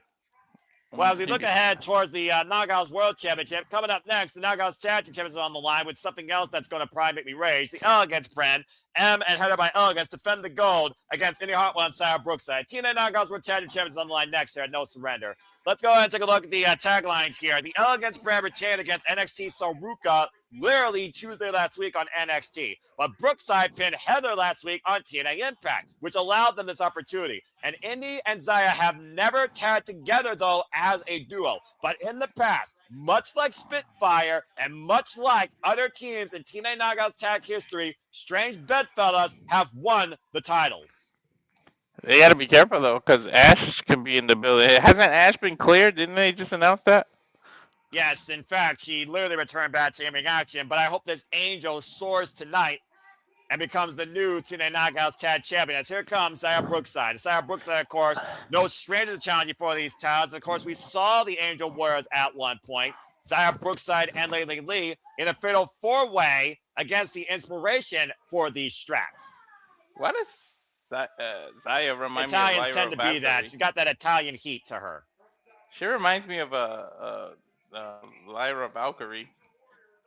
Well, except Lyra has black wings when she comes out, I think. Well, she also had gold wings at WrestleMania last year, let's forget, and she was very impressive. And speaking of impressive, Indi Hartwell, the Hartwell Quid, has always been impressive, doing things on her own, now solo, looking to become the knockout in TNA Wrestling, now looking to become a TNA Knockouts Tag Team Champion. If you remember the way, Indi Hartwell and Candice LeRae were NXT Tag Team Champions. So Indi does have their previous Tag Championship history. Hey, she may be one to look out for. You were talking about earlier. She might finally get that title shot. Well, we saw her get the title shot last year at Bound for Glory and come up short against somebody that she pretty much was training in Kalani Jordan. But wherever Indi Hartwell goes, she's always with a smile and looking to be the most impressive competitor you see in that ring. And oh, fuck me. Oh, And here God. comes Paul Rubin rolling in his grave because here T-Roo Pee Wee Herman. Can we just? I'd rather watch another Action Jackson match. You know what's weird, Walter? I agree with you. Oh my gosh, George Iceman, you are the most annoying gnat on the mic I've ever seen with the worst comb over in wrestling. Oh god, I'm not gonna have my integrity here. I could already tell. And of course, the Elegance brand are two-time TNA Knockouts World Tag Team Champions, along with this Chippendale reject and Ash by Elegance returning from injury. And to the respect of Ashley Selby, I'm glad that she's able to continue to do what she loves, but I fucking hate her character and this reject beautiful people toxic attraction freaking fusion fuck up. He's Chip and Dull. They've been the TNA Knockouts World Tag Team Champions now for 30 days in their second run after winning them back against the Inspiration, and this will be their second defense since beating Zaruka literally last week on NXT. I mean, when you figure about it, at the end of the day, this is 5-on-2 because you have this showcase to deal with. Shouldn't Ash get a title match, by the way, since all she did was relinquish it? Let's not put that out in the ether. As far as I'm concerned, back of the line, bitch. And Heather Reckless and, of course, Maggie Lee have been a very effective duo since Maggie Lee was brought into the Elegance brand last year as an enforcer and passed off the strap by Ash by Elegance. Referee Alice Lane for this contest. Again, folks, TNA Knockouts World Tag Team Champions are on the line here. Only way the chance stands to be a pinfall or submission inside the ring. These titles changed hands literally last year 5 times over. And of course, the return of Ash by Elegance only adds further negative influence and a death grip on these straps for the legitimate team, as much as I hate to say it, in TNA wrestling. Oh, God, my brain.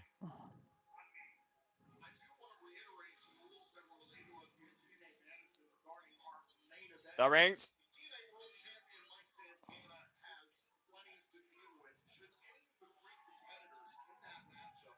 Waits luck. And of course, we're getting word about the main event tonight. That's what I'm listening to. The rules. They said if anybody wants to, you're gonna have a one-on-one match if any of those want to call their shot or surrender or if Slater wants to. Okay.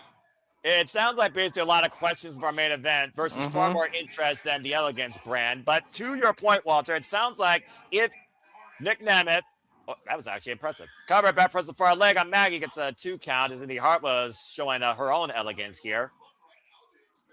And tag made to Heather Reckless now and Heather Legal with Indi Hartwell, the shortest competitor on the TNA Knockouts locker room.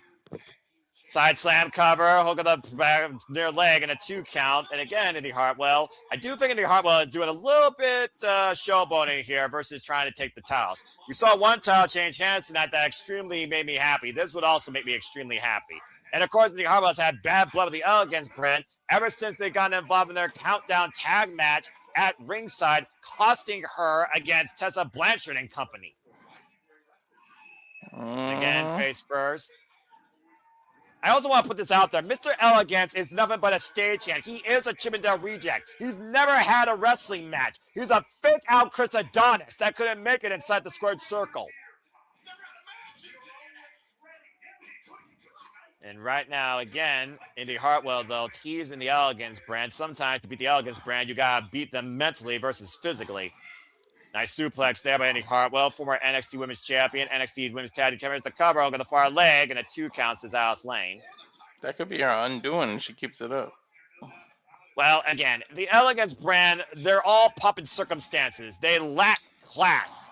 But unfortunately, the strategy is always the numbers game, and that's what's led them to hold on to these straps and earn them back. They still have experience as a team. These two don't know each other's chemistry.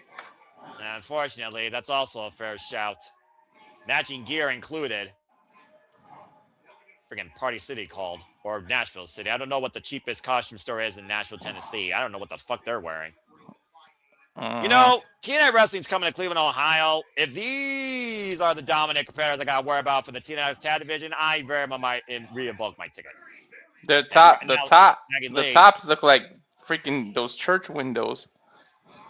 that's a mockery to the gospel, and I fucking curse you for saying that.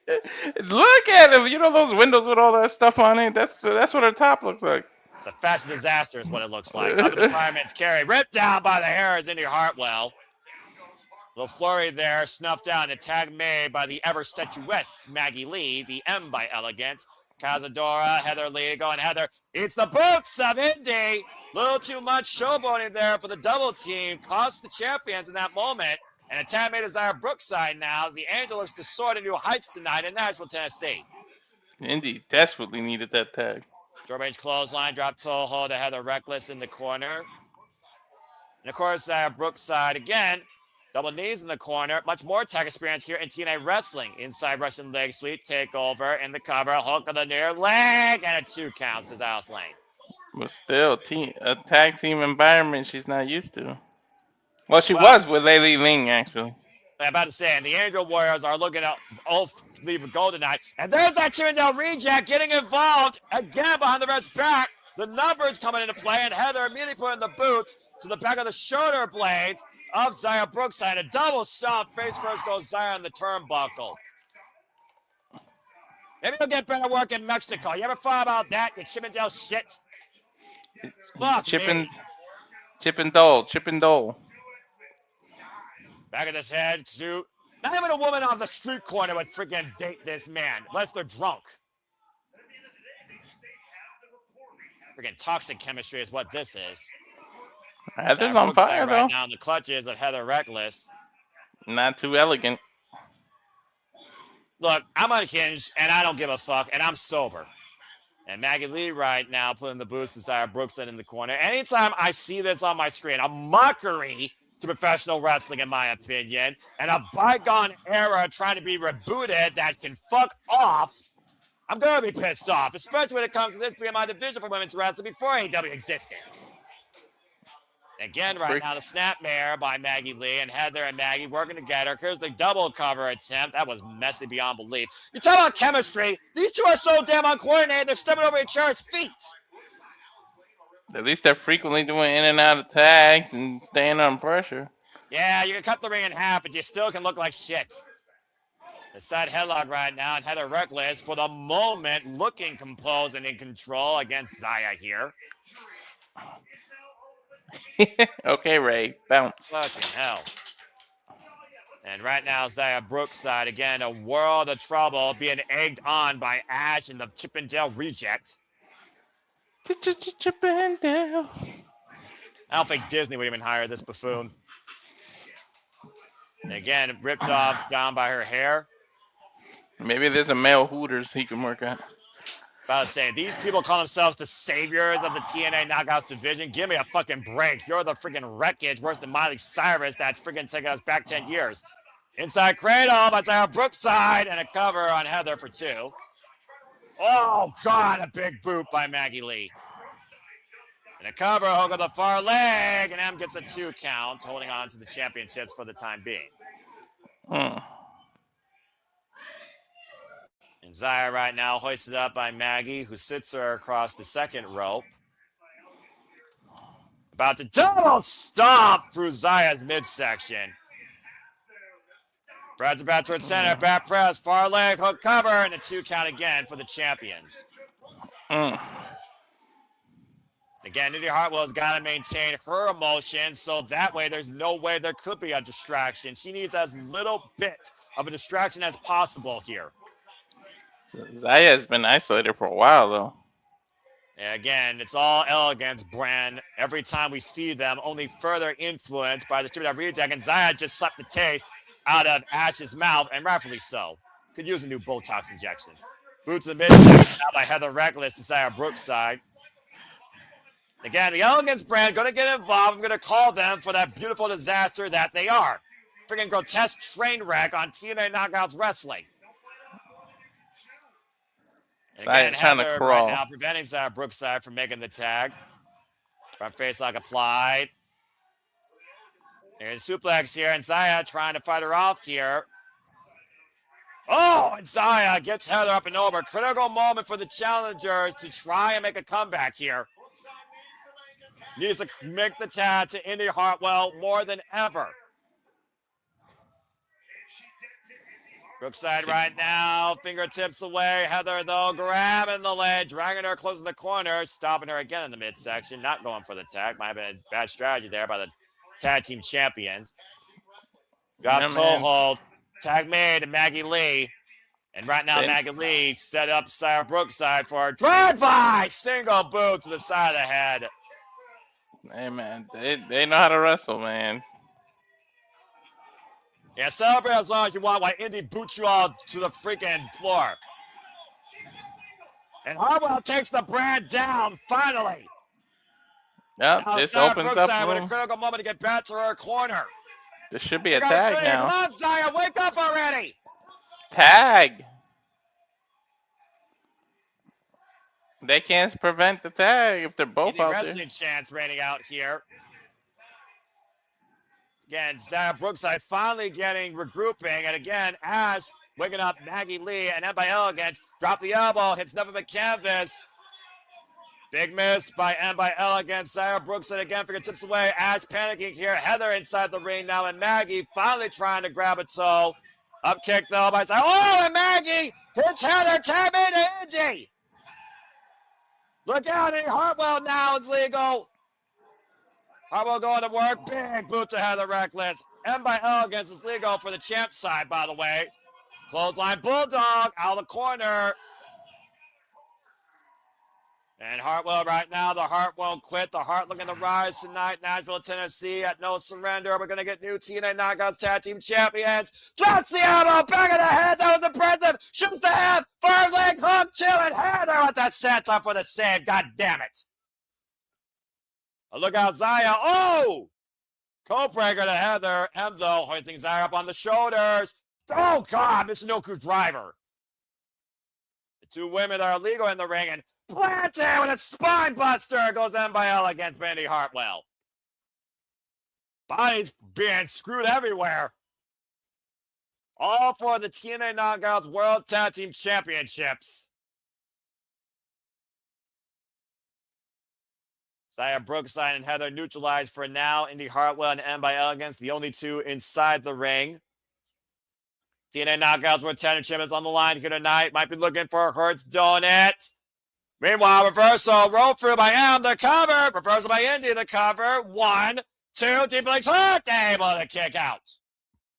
Get to the midsection. Indi Hartwell, front face lock. M by Elegance trying to hang on, trying to fight back. Tag's been made. Heather's now legal. I'm not sure if Indi Hartwell's aware of it, though. Oh, shoulder first in the ring post goes Indi. And M right now setting up Indi Hartwell for what the hell is this? Modified bow and arrow. Heather Reckless with the double stomp to the midsection. Front and back impact. And now the Elegance brand. Here's the hook up in their leg. And the wait a minute. The foot was on the rope. God fucking damn it, Ash. Go back to injury. Elegance brand retains. The referee didn't see Hartwell's foot on the rope. And Ash pushed it off.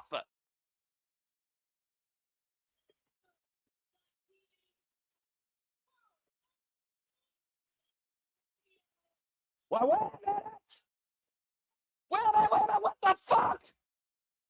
Mickey James, are you kidding me? We are in Nashville, Tennessee, the home of hardcore country. And Mickey James had No Surrender.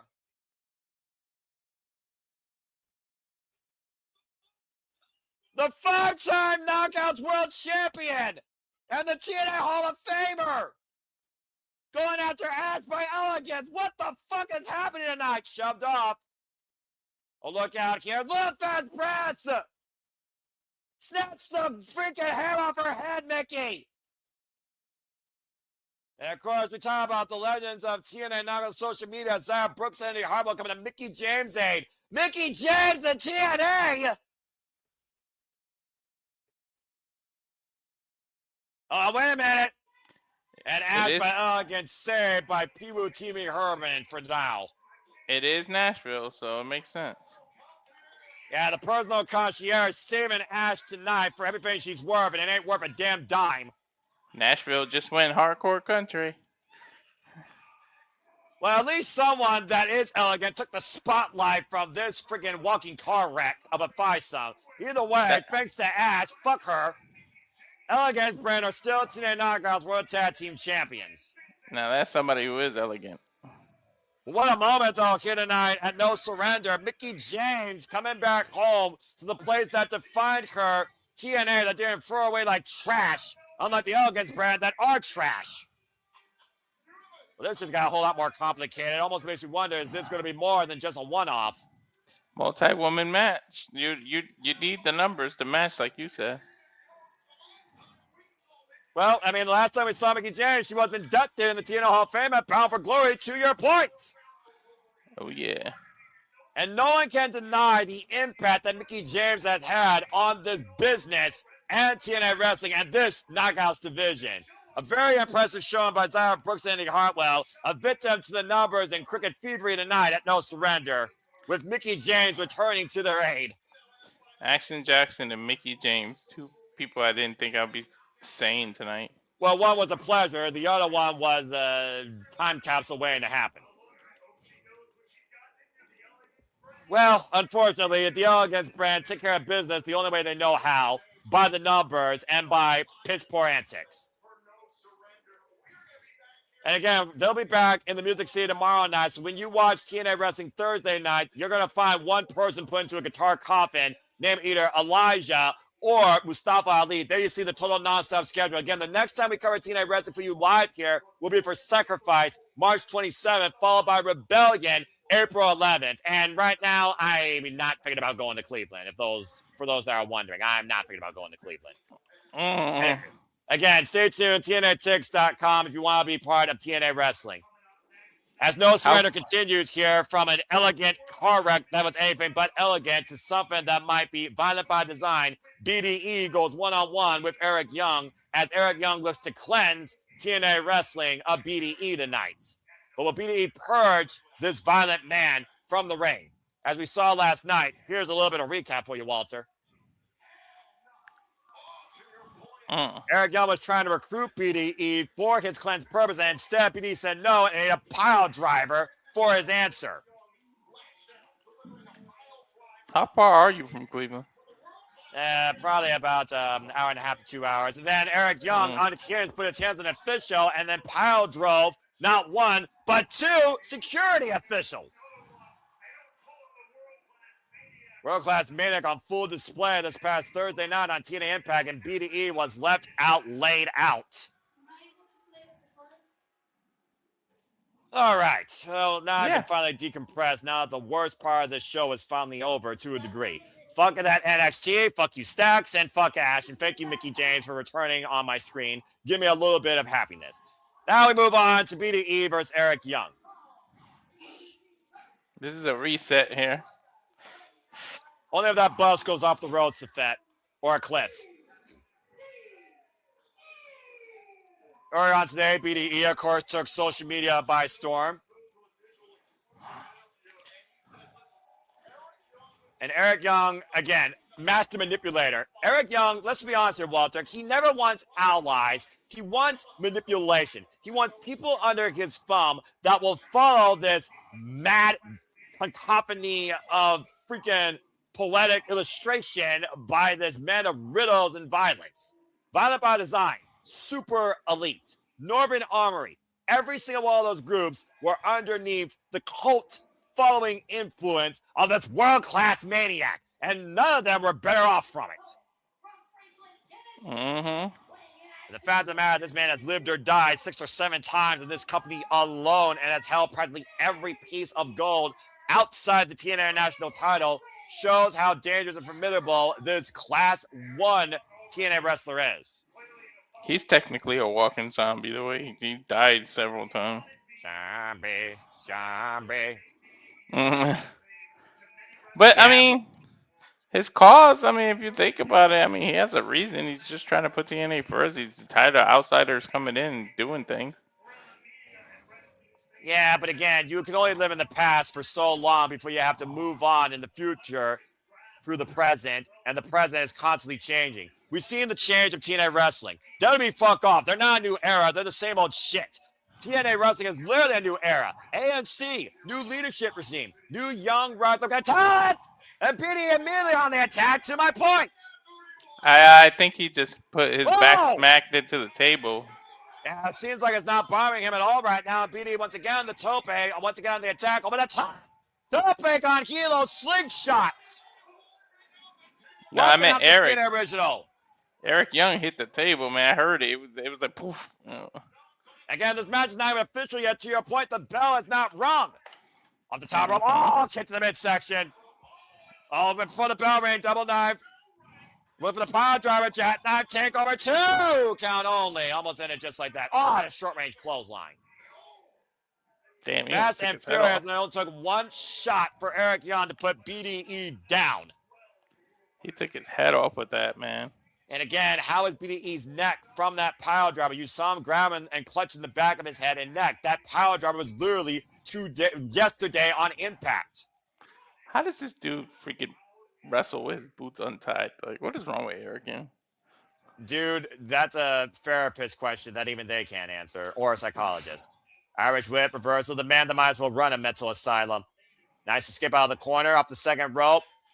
Again, was looking for the crossbody. Young catching him and just toss him up and over to the floor. Tailbone first, hit the apron. Oh, yep. His spine definitely, or his tailbone, definitely hit the apron. Again, this YouTube influencer, over 1.5 million subscribers, BDE, where it is about Brendan Does Everything, known as the Spartan, has been involved in wrestling now for a little bit about a year outside of the Dayton, Ohio area. Has been involved Can I in get wrestling. subscribers? Has been involved in Wrestling Revolver, Reality of Wrestling, and of course, signed to TNA Wrestling last year after his performance in the Call Your Shot Gauntlet at Bound for Glory. Has already been in the ring with the likes of, as we talked about earlier, Flop Dollar, for what that's worth, Cedric Alexander, Desmond Xavier, Jake Something, Jason Hodge, and even Ryan Nemeth. And Nick Get Nemeth well. just came off a great match against BDE on Impact. Just a cover out of the corner, hook of the far leg. It's a 2 count. Get well soon, Jake Doyle, after that freaking Yeah, freak no kidding. accident. Pop up powerbomb counter. Nice Rana takeover there by BDE.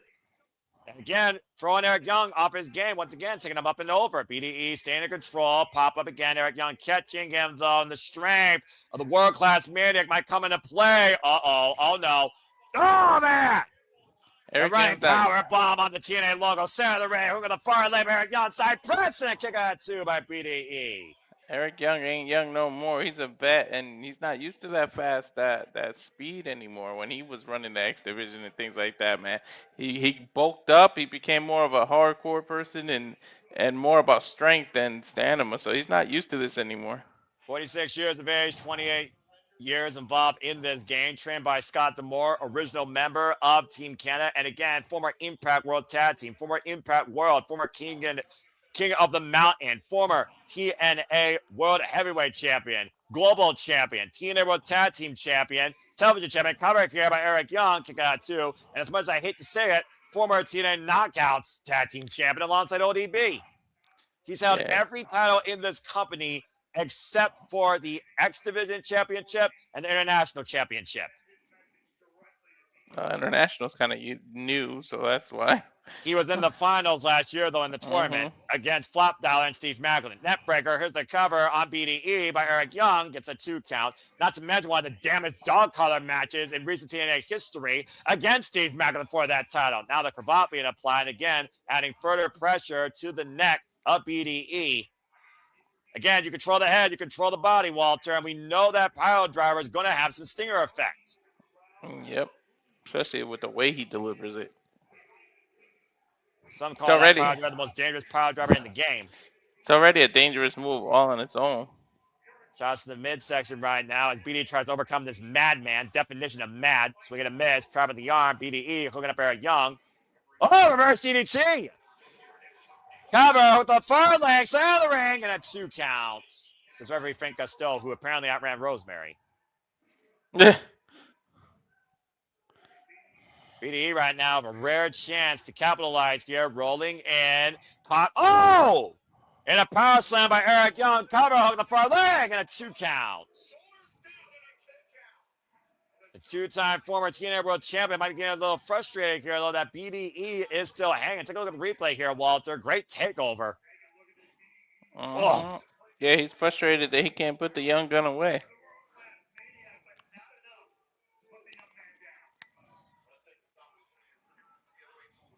I'll say, here's again a reminder about the rules of the main event. Good grief. Eric Young right now. Of course, Leon Slater, Nick Nemeth, and Eddie Edwards. So just to bring up to speed, by the way, basically what's happening is if any of the 3 men in the main event, Eddie Edwards, Nick Nemeth, and Leon Slater, who all are with a chance for the TNA World Championship, if any of them choose the opportunity to call their shot, cash in the briefcase, or use option C, the main event will be thrown out and turned into a singles TNA World Championship match with the other members banned from ringside. I don't think Slater's going to do option C. I don't think, honestly, any of those 3 men are going to take the opportunity tonight to go after Mike Santana for the TNA World Championship. He's too fresh. We saw what he survived when he didn't surrender in that Texas Death Match at Genesis. I think Mike Santana is going to get his run this time. And the injury report already said he was completely cleared. Yeah, and Eddie Edwards, for all we know, is just one more big right hand away from a broken nose. Big right overhead shot there by Eric Young taking BDE down. They say once you break your nose once, that it's never the same again. It's easily broken again. Yeah, bruised, battered, bleeding. Eric Young's freaking autopsy as his history in TNA wrestling. Face first in the top turnbuckle. You think about, again, looking at the next generation. We talk about the potential, the infinite potential of when a wrestler can break out on the main stage. And BDE very much is that example at 26 years of age. Along with so many others who haven't even turned 18 or just about to turn 18 or 19. You think about Izzy Moreno, Billy Starks, the young crop of hungry talent in NXT, like freaking Sean Legacy. Overhead shot there right now by BDE. Talking about Mara Sade earlier. Is thrown in the corner. Swinging a miss again. Big overhead shot. And of course, AEW, their roster is hungry to show what AEW is all about. We're the best wrestle. And you figure out Kyle Fletcher became the now 2-time TNT champion, defending that against Mark Briscoe tomorrow, Grand Slam. Again, folks, stay tuned for our coverage tomorrow for AEW Grand Slam here at the Simple Studios, along with GCW. And right now, the big splash in the corner, freaking Buster in the Brain, talking about Sinner Insane, talking about Jada Stone. Oh, the counter! He got him! Here's the counter! Look at the far leg side, Brett's kick out to by Eric Young. Almost beating a 2-time TNA World Champion with that beautiful springboard cutter. Look at this, Walter. Man, there's some finesse behind that Chris Bay would be proud of. Irish whip reversal. Again, Chris Bay, wish him all the best. And happy Valentine's Day to Chris Bay and Brittany Brooks, the center of attention, who was involved in AEW just this past week. And also be involved in GCW. Now Eric Young biting the face of BDE and a big right hand, taking him down again. The world-class maniac trying to win by any means necessary. Was he trying to go for now to the top rope? Elbow drop to the heart. Winner by Eric Young to win the night. BDE gets the short of it too again. Wow. I think Eric Young's about to blow a gasket. He's blaming the referee. Oh, you can't. If you punch out an official, you know you will be indefinitely suspended. You gotta control your temper, Eric. But there's a reason that maybe Eric Young's realizing there's a reason he wanted to recruit BDE for this new regime, right? I mean, again, we saw Rosemary chase Frank Costello off earlier. Now Eric Young inside the ring, back body drop by BDE, and that man's got to be screaming out in pain. But again, you need to push forward if you're going to prove what you're supposed to be in this day and age. Oh, no. Oh, God! Death Valley Driver! No! 2 count only. Somehow BDE kicking out of Eric Young's best, most impactful offense again on the head and neck. Bro, he's about to be like a boiling tea kettle in a second, just go off. The Flip a TNA lid. faithful are starting to get behind BDE as you hear chants starting to ring out here by the capacity crowd in the Pinnacle. Some of this crowd finally waking up from that elegant car wreck. Is he gonna do a pile driver off the top rope? Oh no, let's not go that far. Oh, BDE taking a page off Eric Young's playbook and a big right hand takes Eric Young down. Take a bite out of crime. Look at, oh my God! Canadian Destroyer! The cover! Eric Young kicks the shoulder up again. Wow! That was Imagine unique. a Canadian Destroyer beating a member of Team Canada tonight, Walter.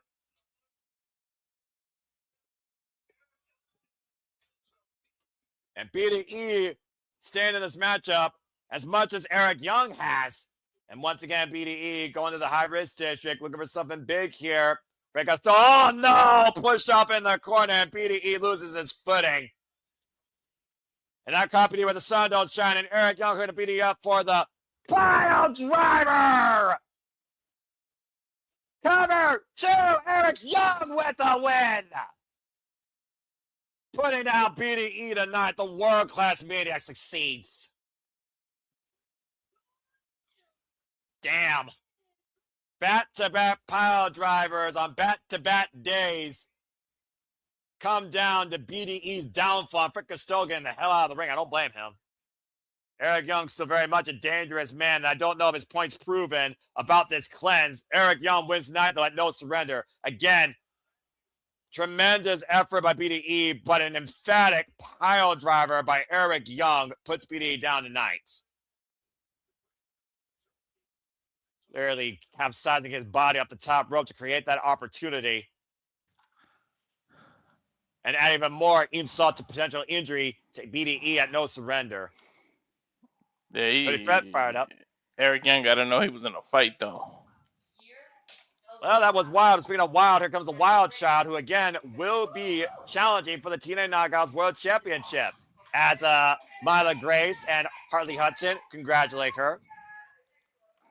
And Tessa Blanchard, Mila Moore, and Victoria Crawford are in the same frame as well.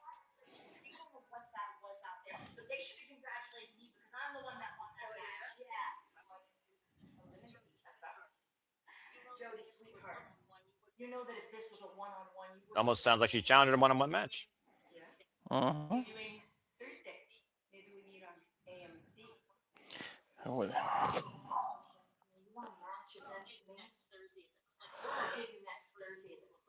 Uh-oh. Is it for the contendership, though?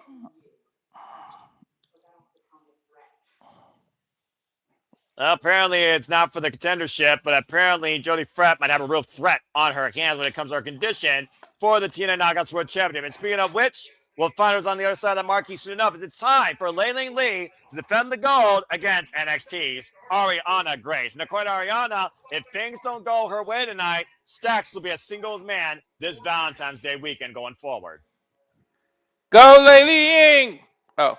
For so many reasons. I don't give a damn if you're biased. This all stems back to that steel cage match when TNA beat NXT, thankfully, and Ariana Grace betrayed her father and broke her father's heart under the influence of that negative man in her life, Stacks. However, she went back to her father, said she didn't mean any of those things, but apparently says that Stacks was wrong. But based on her actions earlier, sounds like crocodile tears to me. All she's done is advance herself to a world championship opportunity at the expense of the director of authority, who's her father. She just wanted to get a title shot. She used it.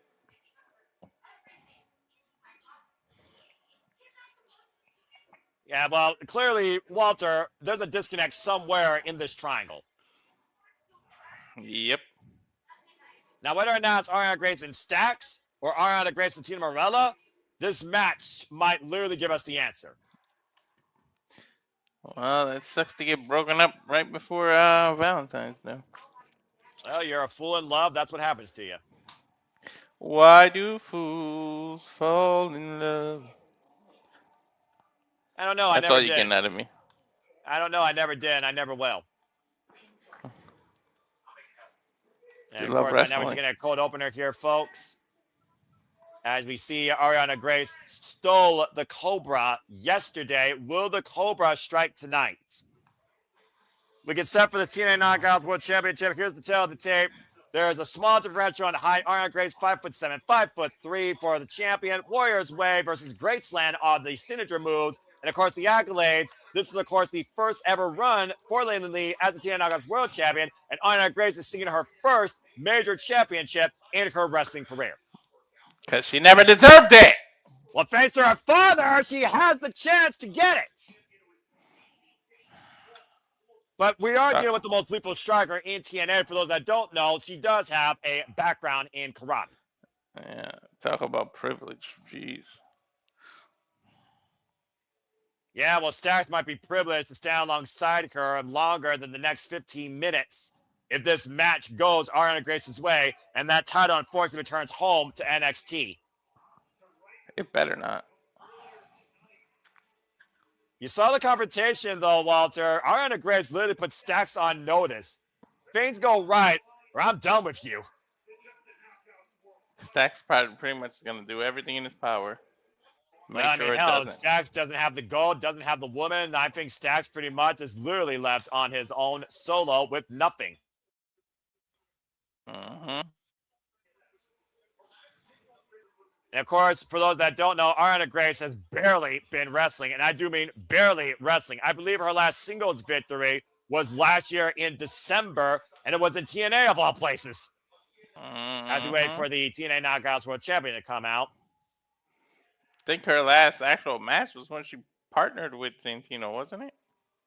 Her actual last match was a mixed tag at an NXT live show, but as far as televised, she challenged Fia Hill for the, or no, excuse me, that didn't happen. She challenged Fia Hill one-on-one, and Fia Hill beat her in less than 3 minutes. We'll see how long Ariana Grace survives against the most lethal striker in the TNA Knockouts division, with Thunderstruck Mortal Kombat to ensue. Lei Ling Lee, who's already defended this gold against NXT, as I said, in a battle of warriors against Zarya last month at Genesis. Ever since bringing the gold back home at Gold Rush last year against Kalani Jordan and Jordan Grace, Lei Ling Lee has been a strong, commendable fighting champion, taking on all comers and all invaders. Defended against NXT. Shoot, she took it from NXT, brought it back home. Thank Christ. After signing a new deal. Exactly. And let's not forget also her very first defense was against her own tag partner who lost earlier tonight, Zaya Brookside. Let's go down to Mackenzie Mitchell for the introductions for this match. And I hope not. Not NXT! Mackenzie Mitchell with the introductions as always. What was his card? I missed it last night. I ain't come home till like 2 in the morning. It's probably a clip in the Super Labo Studios. Go watch in the archives of my YouTube channel. See the predicting. Ariana Grace, folks, is 30 years of age, been involved 7 years in the game, known as Miss NXT or the Iron Princess. And yes, that is Santana Morella's daughter. And meanwhile, the opponent from Zhongjing, China, try saying that 5 times fast. 37 years of age, Singapore born, 8 years involved in the game, a background in Muay Thai and Kung Fu, reigning and defending TNA Knockouts World Champion, 88 days as champion, Lei Ling Lee. And a proud champion at that, too. One I'm proud of for damn sure. Of course, Lei Ling Lee, of course, has been in the hunt for this gold over 2 months ago. Beyond the point she got the title. Let's not forget, back at NXT Heatwave when freaking NXT stole it. She is the 69th TNA Knockouts World Champion. After taking it from Kalani Jordan. The bell rings, we're underway, and start your stopwatch. This might be a short one, folks. Did she really steal it, or she just took advantage and was at the right place at the right time? Hindsight's 2020, but considering who got it and what became of it, you be the judge. Conda will tie up here in the early going. Again, this is Ariana Grace's first televised match, if you want to believe that, folks. Televised match since December last year, when she teamed up alongside Stax and lost against Shia Hill and Skylar Ray in that mixed tag Christmas Chaos match. You know, I admire the gumption of Ariana Grace trying to make a point, but there's a way you go about in this business, and the way she's going about it is not the way of the Warrior to prove that you deserve to hold a title. Oh, good Lord. And Layla Lee almost kicked her head off there. Bro, she got 3 of those tornado kicks away before she slid out. You seen that? Yeah, the first one hit her on the shoulder. Dude, again, all we need is one strike right underneath the jawline, and KO. This is over. If she hit the other 2, it might have been over right there. And Stax now playing interception against Ariana Grace, much like what Stax did earlier in the TNA National Championship match. Ariana on the run. Again, targeting a chance to be a pinfall submission inside the ring. Swing and a miss off the ropes. Stax needs the clothesline. Lee right now. Oh, eats a knee in the midsection. I hope Lee kicks him right in the meatballs. Forget about it. Again, the risk of being broken up on Valentine's Day might be greater than Ariana Grace's chances of challenging for the Knockouts World Championship again. Up and over. Lee with the waist lock applied, and Ariana Grace back elbow strike. We got to consider, again, she has the Cobra. Does Santina Morella know that? And if that comes into play, will it be allowed? She wanted to prove herself, so literally her father gave her this opportunity. Again, I don't agree with a lot of Daria Ray's attitude and antics, but I agree with Daria on this one. Santino's acting more personal than professional, and I do think it's going to cost TNA in the long run. Is the Cobra banned? I don't think it's banned, but she has no right to bear it, clearly. Uh-oh. Wait a minute. Wait a second. Oh, shit. She's back! Danny Luna is back! It's TNA Wrestling! Her visa is cleared? Well, Danny Luna's supposed to challenge, like we said, for the TNA Knockouts World Championship. But she hasn't been able to compete due to visa issues. Security trying to keep the TNA Knockouts World Championship that is booked right now still in play. Dayluna's got to be extremely pissed off, though. Oh, God! Dayluna attacking security. That's going to be a fine. What a coincidence. Returns when look who won the Battle Royal, huh? I mean, I don't want to call out for shadowing, but technically speaking, Danny Luna and Jody Fred are both in line now to challenge for the TNA Knockouts World Championship, and that very well could be the match that could come at hand. Neckbreaker, Ariana Grace with the cover, hook of the far leg, gets a 2 count up to that freaking madness on the ramp. We are back to normal here in this match. The hell? Is that just a distraction? What the hell was the point of that? Well, I mean, for Ariana Grace, it probably was opportunity. And right now, Layla Lee needs to regroup here because Layla Lee knows the threat that Danny Fred is. The last time Danny Fred and Layla Lee should have ridden together, Danny Luna literally put her to sleep. Ariana Grace now off the rope. Oh, man, driver head first in the apron. She might be pissed at Ying because, I mean, not Layla, but Ariana Grace because she says this is her title shot. But, you know, she was dealing with visa, so nobody knew. Yeah, well, at the end of the day, this cheap Italian date, the only way the title can change hands would be a pinfall submission inside the ring. And Layla Lee preventing herself from hitting the apron. Again, Ariana Grace, though, staying on the attack. Ariana Grace is desperate at this point. Desperate for something for herself. That's what this comes down to. She wants to be a privileged prima donna princess. And she wants her crown tonight, or tiara. And Layla Lee push face first into the ring post. When you feel like you deserve everything from the world, you absolutely earn nothing. Entitlement is a freaking stupid drug for this generation. Snap suplex on the floor, especially influenced by a dating game nonetheless. I'm trying to figure out who in this relationship right now is actually more correct and more toxic. Don't ask me. Cover now by Ariana Grace in the middle of the ring. Layla Lee gets a 2 count. There's a reason why smart, simple men stay single. Take a look back at the replay, Walter. Nasty suplex on the floor to Lei Lee. Flattening the Knockouts World Champion. You see right now, as we go back to live feed, Ariana Grace working the neck of the champion on the shoulder. Obviously trying to wear her down, probably for that Cobra strike. Lei Lee trying to get back into this. Test of strength here. Up again, up in the fireman's carry. Lei Lee escape out the back door. Schoolgirl roll up. Cover now to retain. It's a 1 count. Trying to win the championship and prevent it from going back to NXT.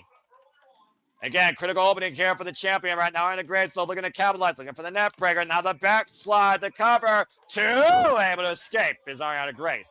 Oh, man, just drove her elbow through the face of the champ. Cover now with the far leg and a 2 count lateral press for the challenger. And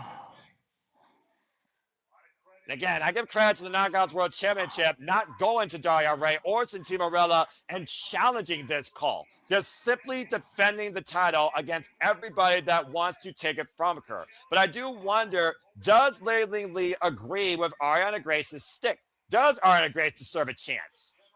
Hell no. She just doesn't care who's across the ring from her. She just wants to wrestle and defend her title. That's all it is. Well, let's be honest here, Walter. Do you think Lei Lee underestimated Ariana Grace? Do you think that she's an easy person to beat? Or do you think that this is just the pride of the champion? Could this be pride before the fall? I don't know, but ask Stephanie Vicare about taking people lightly. What happens? The biggest WTF of 2025 for NXT. Average whip reversal right now, and Ariana Grace running into the corner. Oh, face first in the top turn off the attempted splash.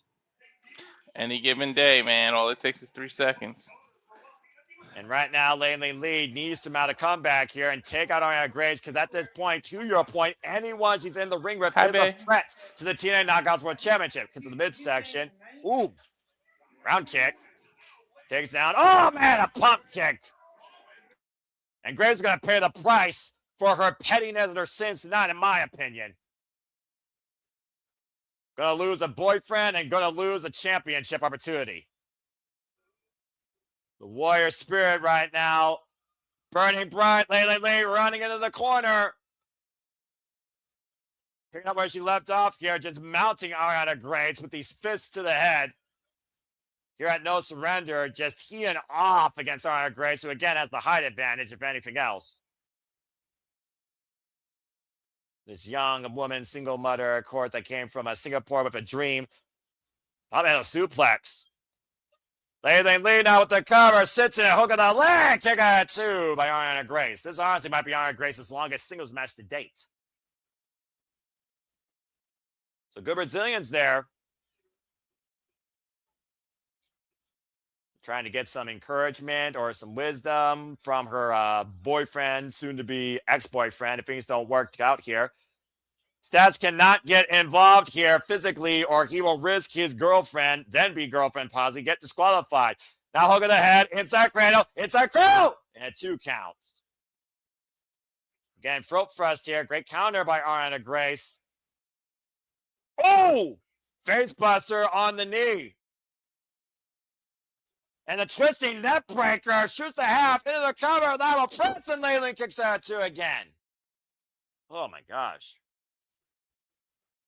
Frustration right now has got to be really setting in here for Ariana Grace. And Stacks right now doesn't know which way to look. Stops in the midsection. I mean, it's really bad to be single on Valentine's Day when it's just a freaking Saturday and the freaking 14th of February, and it really is irrelevant unless you just got a reason to spend a ridiculous amount of money on flowers and things in the shape of hearts and chocolates.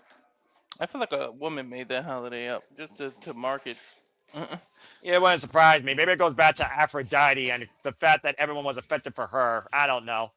That's not here nor there. I don't give a fuck about that. Saint Valentine or whatever. What I do give a fuck about is TNA Wrestling, my TNA, what it used to be, and the TNA Knockouts, the TNA Knockouts World Championship. And Lei Lee right now with the front face lock, might be looking for the superplex. Ariana Grace still finding back. Headbutt there. Takes the champion down to the mat. And right now, Ariana on the rise of the top rope with the double stomp. Roll through as Lei Lee rode inside. Charging at Lei Lee. I saw a little bit of hesitation there. Waist lock applied. Oh, and a German suplex. Folding Ariana up and over like an accordion. There's a lot of mustard on that one. Front face lock applied. Ling Lee to Ariana Grace. And remember, the Cobra still hasn't come into play. I wonder if Stax has it in his pocket and it's not Grace that has it. And That's there'll a be fair point. some kind of miscommunication when they need to bring it out. Again, Ariana Grace now perched up on the top rope, though. The TNA Knockouts World Championship handing in the balance, going all the way back to 2008 with the likes of Gail Kim, Awesome Kong, Taylor Wilde, Brooke Tessmarker, Rosemary, Jade, Jordan Grace, Masha Slamovic, and of course we saw earlier and talk about TNA Hall of Famers, Tara, and of course the 5-time Knockouts World Champion, Mickie James. Mm-hmm. Right now, though, of course, the virtuoso Deonna Purrazzo, heavily part of that conversation as well. Oh my God, that superplex almost turned into a brainbuster. Bro, that was kind of a DDT. And it took a lot on the champion, though, as you see the champion unable to capitalize here. Critical moment here in this TNA Knockouts World Championship match. Referee starting her standing 10 count. If neither woman can answer, that will be considered a retainment on behalf of the champion. This might be a crucial point of the match after that. A critical moment here for Ariana Grace, whose last major singles match here in TNA was against Tessa Blanchard, and that lasted for 8 minutes. All right, Grace grabbing the hair of Ling Lee and just sparking a fire out of the champion here tonight. Both women to their knees. Center of the ring right now, Ariana Grace and Ling Lee refusing to relent, refusing to give an inch. Just a big old forearm combat here. And Ling Lee getting the better of the exchange right now, rocking Miss NXT. Again, the push off though, Ariana. Whoa, man, pump kick push. Ling Lee off against the ropes. An opportunity presented for the challenger. Ling Lee again though, missed the clothesline, missed the high kick. And now Lee looking for the kick of her own. Oh, I caught her. We may not feel like she deserves it, but she's holding her own on it in this match. Well, there's only so many opportunities you get in this business. As right now, Ling Lee has Ariana up, possibly looking for Thunderstruck. Oh, wait a minute. Ariana Grace break the eyes, though. And referee didn't see it. Meanwhile, Stax just handed the championship into Ariana Grace. Went for a cartwheel roll-up, reversal cover, 2. Able to escape. Oh, man, Shining Wizard. Referee should see the title in the ring by now. But oh my God, a spear that Stacks to the outside. Oh my gosh, she could have landed on her neck doing that. I don't blame Ling Lee for being fed up here with this bullshit. Stacks on the floor. Ariana Grace slowly about to rise. Oh, again. Uses the middle rope to her advantage, and Ling Lee perched in a bad way. Grace, there's the Cobra! There's the Cobra!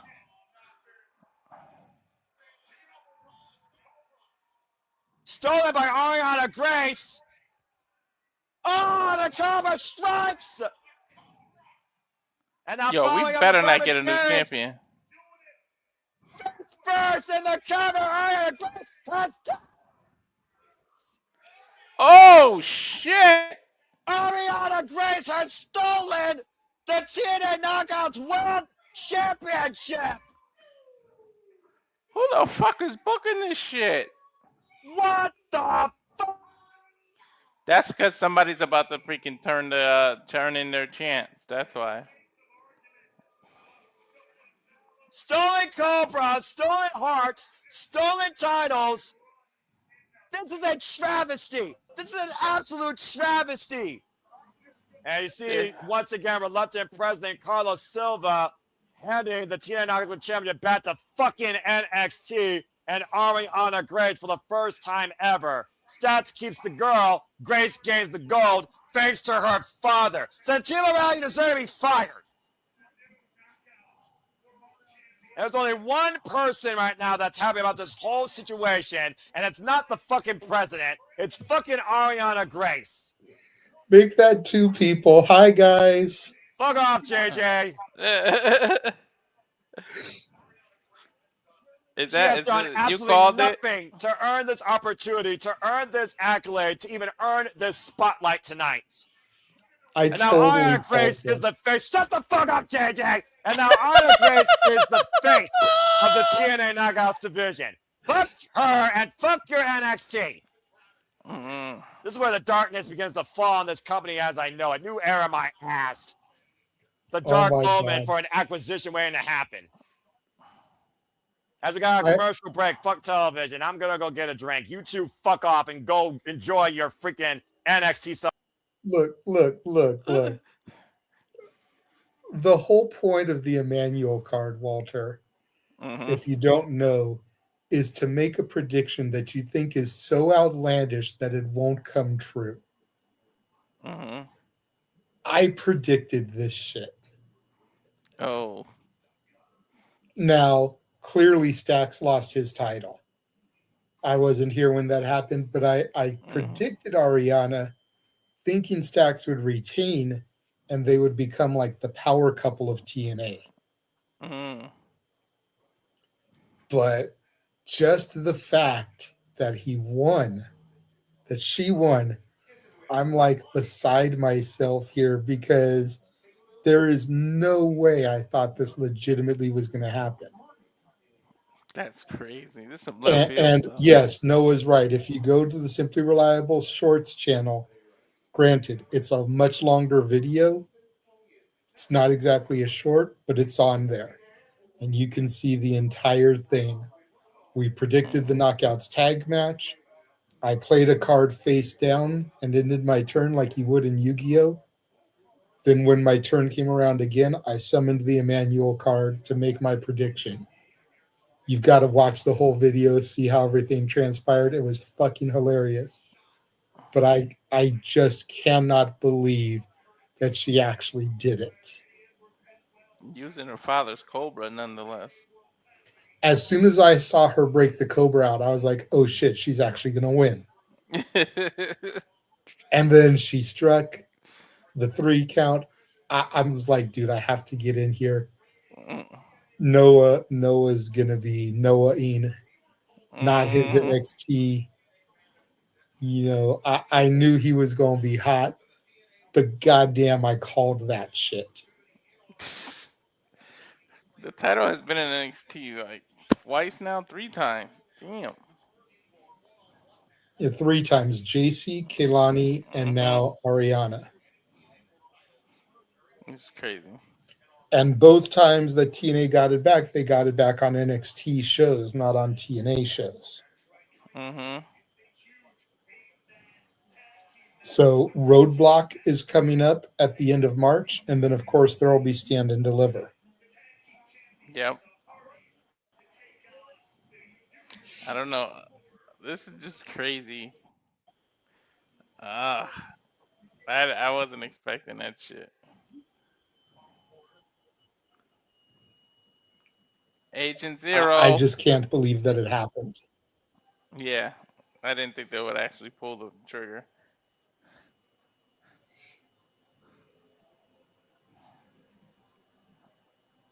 Order 4. Tasha Steeles, who didn't have a good night because she got eliminated earlier.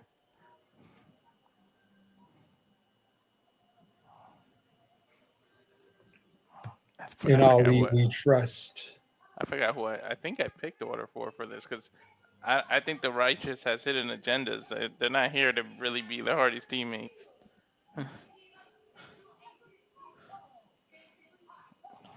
We will find out sooner rather than later. Hopefully Noah comes back soon. I can dip back out, but I had to pop in when I saw that she won. Mm-hmm. He went to get something to drink, he said. Or probably used the bathroom. I forgot what he said.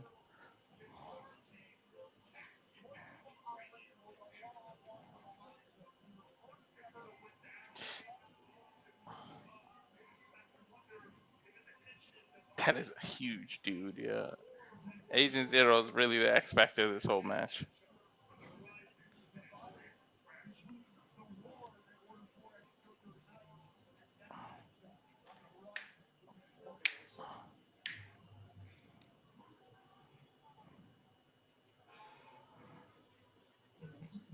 I still can't believe the Righteous are here. Right? Mm. Bow, bow, bow.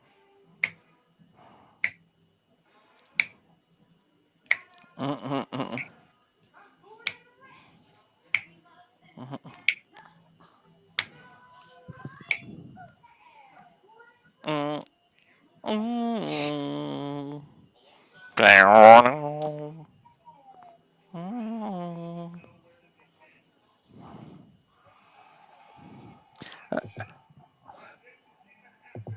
Let's see if Jeff smacks the that new submission hold on tonight.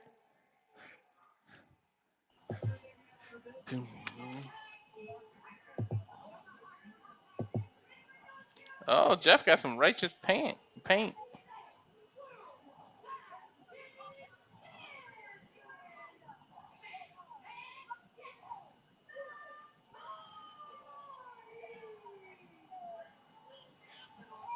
Interesting.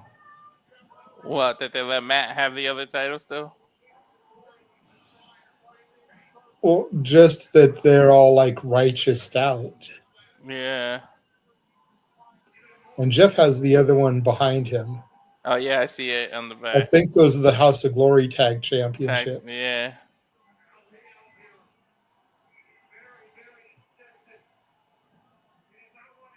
I think they trusted the righteous way too easily. See, the way I predicted this is that either way, they're going to the Hardy compound from here. Mm-hmm. I don't know if the righteous turn on the Hardys or if the Hardys, as normal Hardys, are unable Mm-hmm. to beat Order 4. And so they have to get broken to fully jive with the righteous, Oh, okay. because I think the broken Hardys, broken Matt and Brother Nero, would gel better with Vincent and Dutch. Yeah. And then if the righteous turn on them, they're going to have to get broken to fight them. Yeah. So either way, we're going to get the broken Hardys in the next few shows. The question is, Mm-hmm. are they still going to be aligned or is there going to be a turn here? Yeah.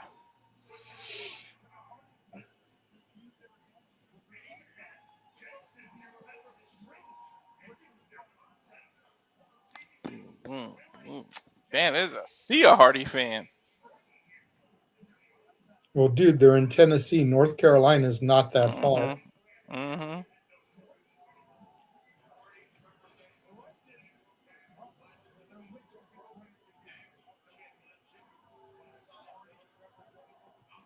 At least they don't give me that crap with the snapping of the fingers.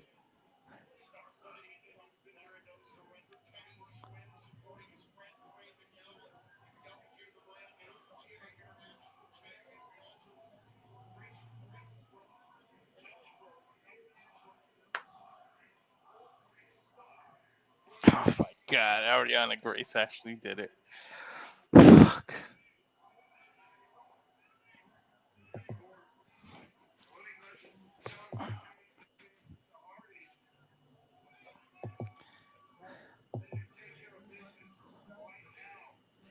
Alright, who's gonna start? Who's gonna start? Looks like one of the great hands.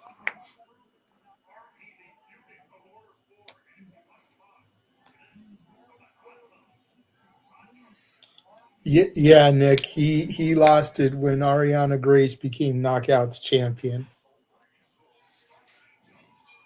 I came in to gloat a little bit, and he dipped. He went to go get a tasty beverage, and he's probably ranting and raving in Noah fashion before he returns.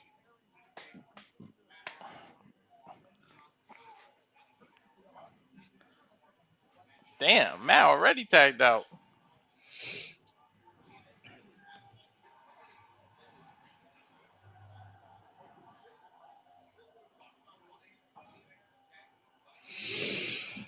These double axe handles to the shoulder by Joe.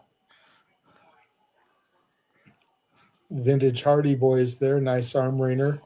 Mm-hmm. Got to wonder how much the Hardys are going to trust the Righteous. Are they going to tag them in or are they going to stick with each other? You see, Matt just tagged Jeff to come back in. Mm-hmm. But let's not forget, Matt's had some unique partners in the past, being tag champs with both Bray Wyatt and MVP. Yeah, I remember those competitions him and MVP had. But Bray Wyatt very much on the same frequency as the Righteous here. Oh yeah.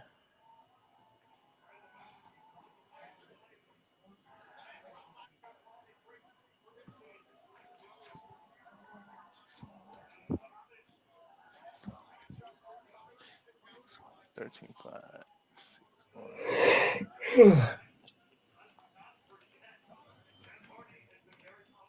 Noah, where are you? You know what they say? If you shake it more than twice.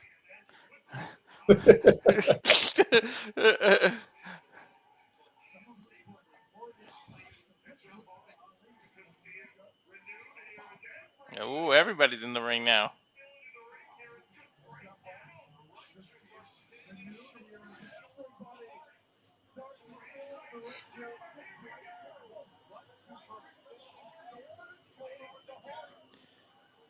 $25.79. Pier 6 brawl time now. Uh-huh.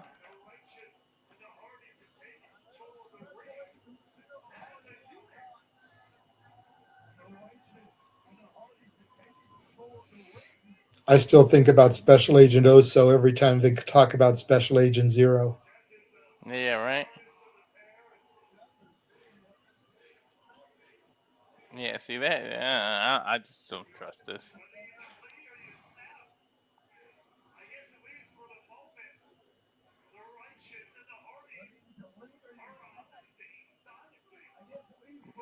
Jeff's legal? Okay.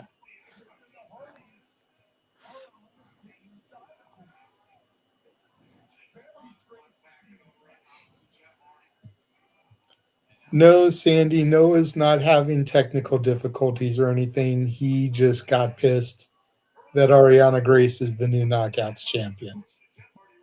He's just mad it's back in NXT more. It's not that it's her herself, but It's a combination of both. It's that it's back in yeah. NXT and that it's her.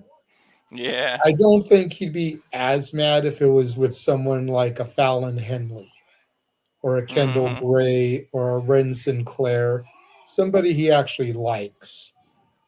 He'd still be irritated, but not as irritated. True. Oof.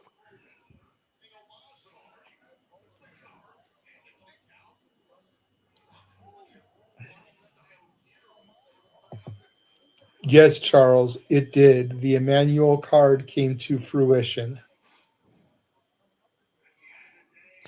Crazy. And it drove Noah away. Oof. Nice chop on Mustafa.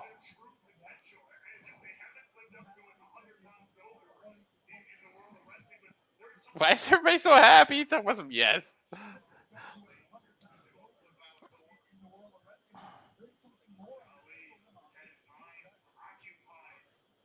Oof, flying elbow at Vincent.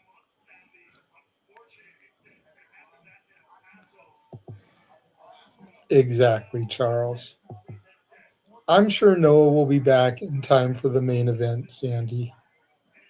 I Yeah. think it's just this match in the main event, correct, Walter? Yep. Okay. So if he doesn't come back at some point during the Righteous, because I know Noah digs what Vincent and Dutch are saying, man. But if Yeah. he doesn't come back during this match, he'll be back in time for the main event to be sure. Yeah. He probably really did have to go to the bathroom. More than Yeah, the to vomit.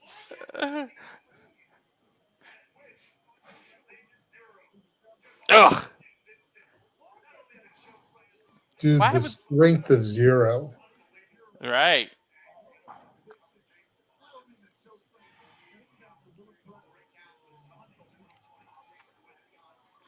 Oh my God, he's gonna lose it tomorrow when we have to recap this and he has to mention it. I know because I won't be there. but he's gonna have to discuss it because we always Hmm. talk about the watch alongs and we usually talk about new champions. If I can find an image of Ariana, that will be on the graphic for tomorrow,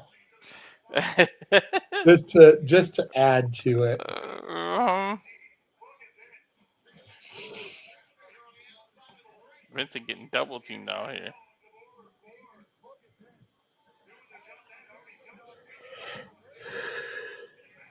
Hutch and Skylar double teaming Vincent. Dutch and Matt coming in for the save. Ali and Zero coming for reinforcements now.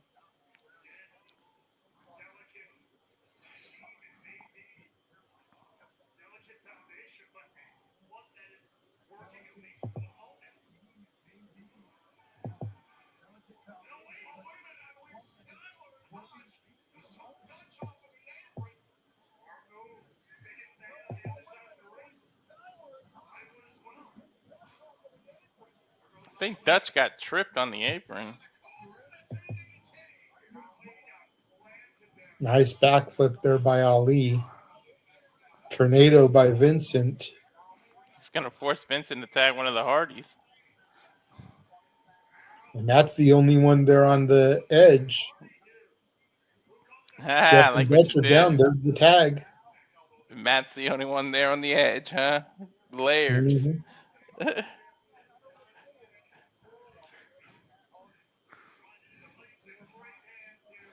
Delete. I know Noah wishes he could delete Ariana Grace as Knockouts champion. Mm-hmm.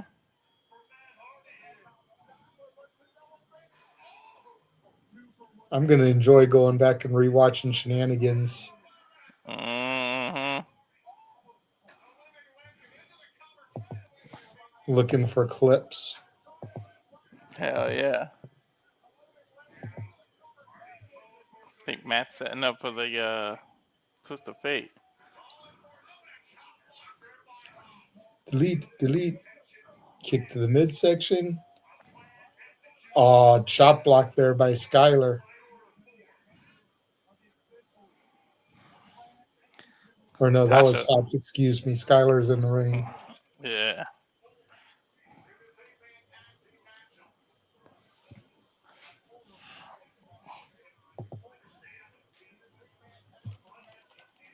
I think Noah's just taking advantage of the fact that I'm here. He might be taking his blood pressure medicine or something. Like if I hadn't popped in, he probably wouldn't have left as long. He would have ran, grabbed a soda, came right back. Yeah, he's taking his time. He knows that I'm here, so he doesn't have to worry. Nice atomic drop there from Jeff. Leg drop to the no spot. Shotgun drop kick. Elbow drop. Hooks the leg. Gets a 2 count. To the no spot. But usually I call it the mommy daddy button. Yeah. I get that from Austin Powers. Yeah.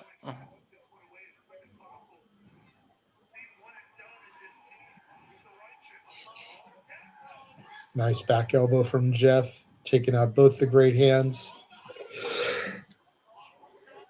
Whisper in the wind takes them both out. Hooks the leg. Ali breaks it up.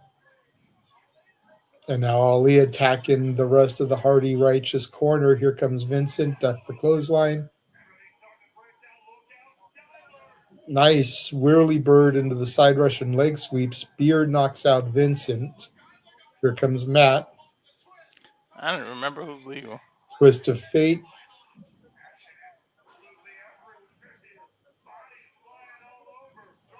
Step up in Seguri. Jawbreaker by Jeff. Agent Zero with a headbutt drops Jeff Hardy.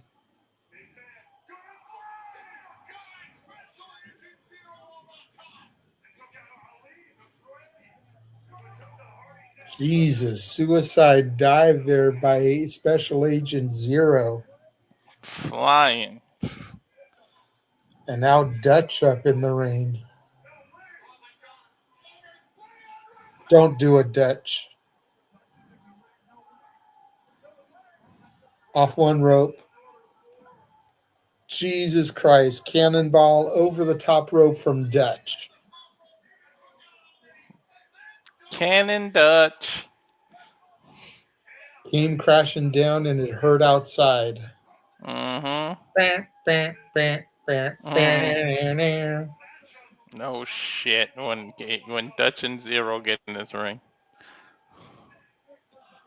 Is this ring reinforced enough for these two? Mm-hmm. This is where we could use Noah. Mm-hmm.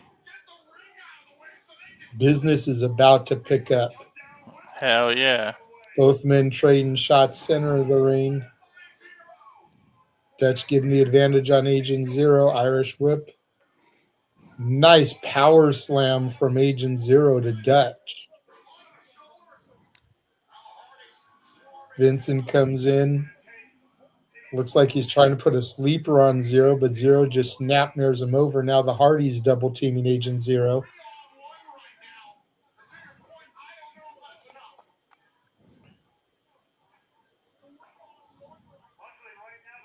Referee needs to get some order here.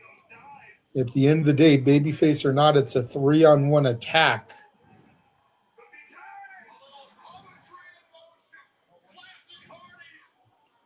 Poetry in motion action here from Jeff.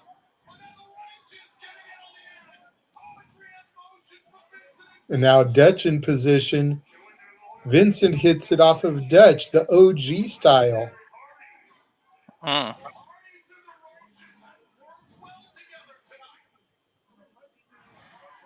Now it's a straight up 4-on-1 assault on Special Agent Zero. Surprised they can keep him down. I'm surprised Tasha Steele's not doing anything here. Mm-hmm.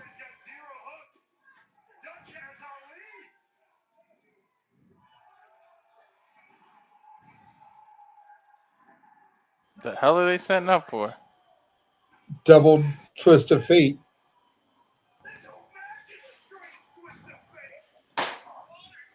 I thought Yep, Jeff Hardy stopped. double twist of fate. Dutch to Ali and Matt to Zero. And now Vincent and Jeff going to the top. Are we going to get double swantons? Vincent and then Jeff, double swantons. Matt goes in for the pinfall, hooks the leg on Zero. Oh, and break up by Skylar. Mm. Dude, I picked Order 4 to win this. I would not have been mad if Matt had got the win right then. Me neither. I picked Order 4 too.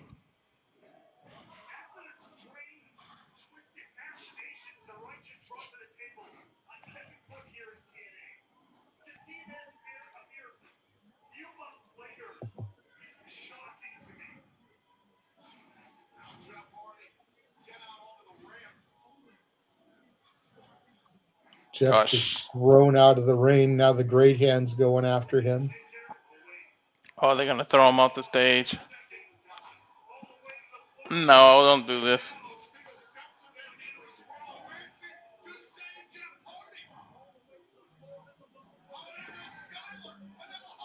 Vincent in with the save. There goes Skylar. There goes Hotch.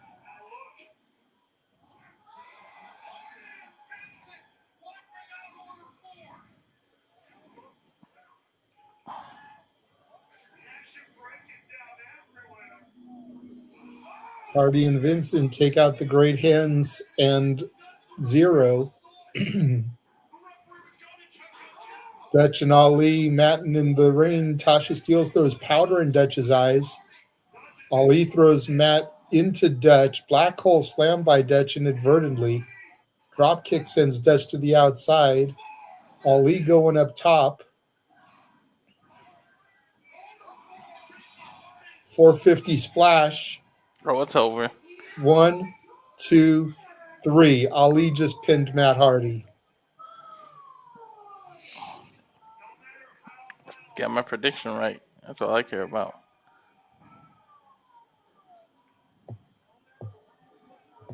Noah, are you there, bruv?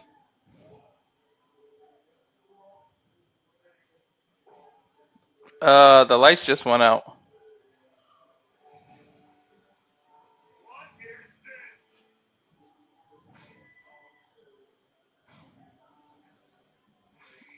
What the hell is this? It's Elijah in the guitar-shaped casket. Uh,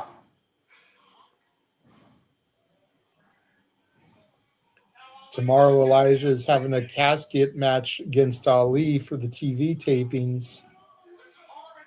And Ali going right after Elijah now. that's not Elijah though.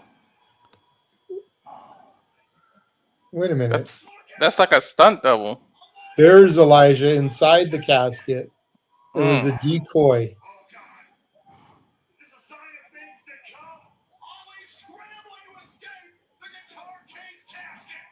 Ali's in the casket. Elijah tries to shed it, but Ali escapes. I'm surprised Jeff Jarrett never did that, getting a guitar-shaped casket match.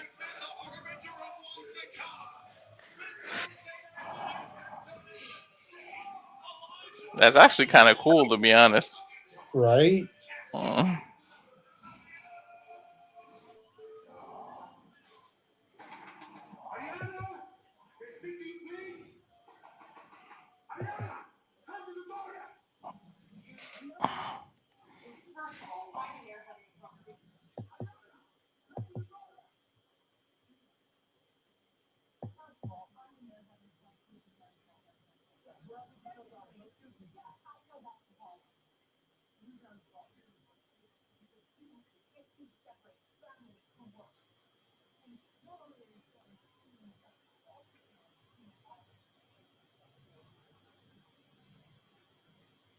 Santino's trying to see what's going on with Ariana.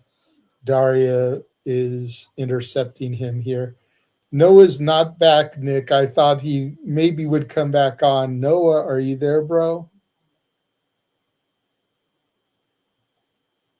Come on, Noah.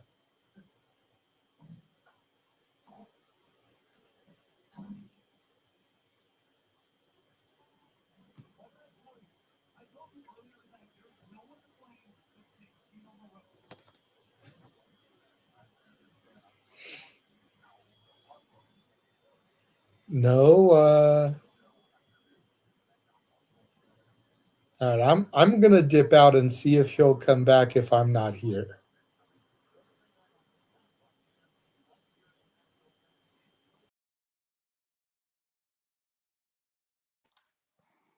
Now, are you back? Did he put himself back?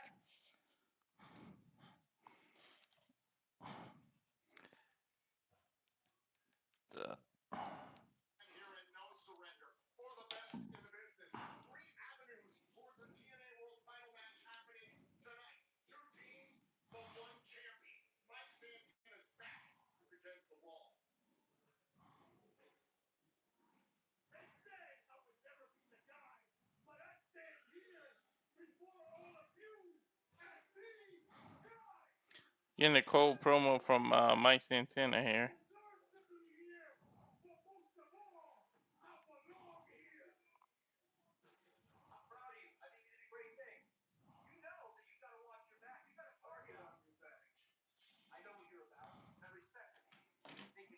Got Nick Nemeth promo. Emotional champs don't last.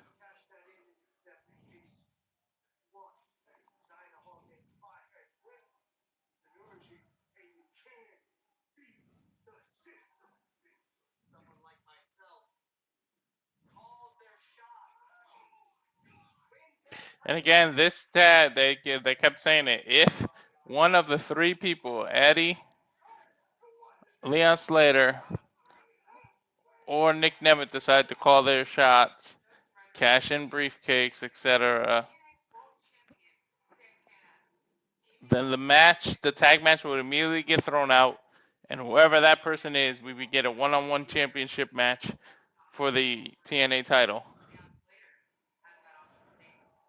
So if option C gets activated, or a briefcase, or Nick calls a shot, which I doubt, everything changes. But it is the 13th. Friday the 13th, and Noah gets a horror present as Ariana Grace becomes a new champion. The order 4 did. Out first, Nick Nemeth. Ah, let's fan this fucking shit up. You all right, man? Your stomach hurt? Talk to me tomorrow. Let's just focus on the job at hand. All right.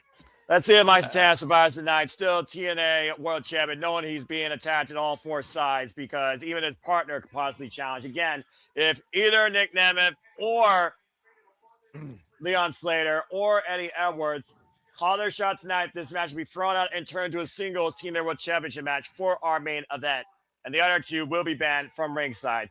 That being said, Nick Nemeth, former TNA World Champion, of course, came into, of course, TNA Wrestling after sending Kazarian to the Danger Zone and winning the title at Slammiversary shortly when he made his initial impact. And, of course, lost it to Joe Hendry. I'll throw you for a loop. What if all 3 want to call their shots? Then I guess you would have to have a fatal 4-way on your hands, or it would be firstly first come, first serve. As here comes the system, and Eddie Edwards, of course, holds the Feast or Fire briefcase with that TNA World Championship match. But I do think Eddie Edwards would want to wait until he's 100%. To your point, he's coming in here with a compromised nose close to the point that it could be broken if hit correctly. Hey, Noah, you're an IT guy. Do you think this system upgraded or they went back into ancient times? They went back into the old software.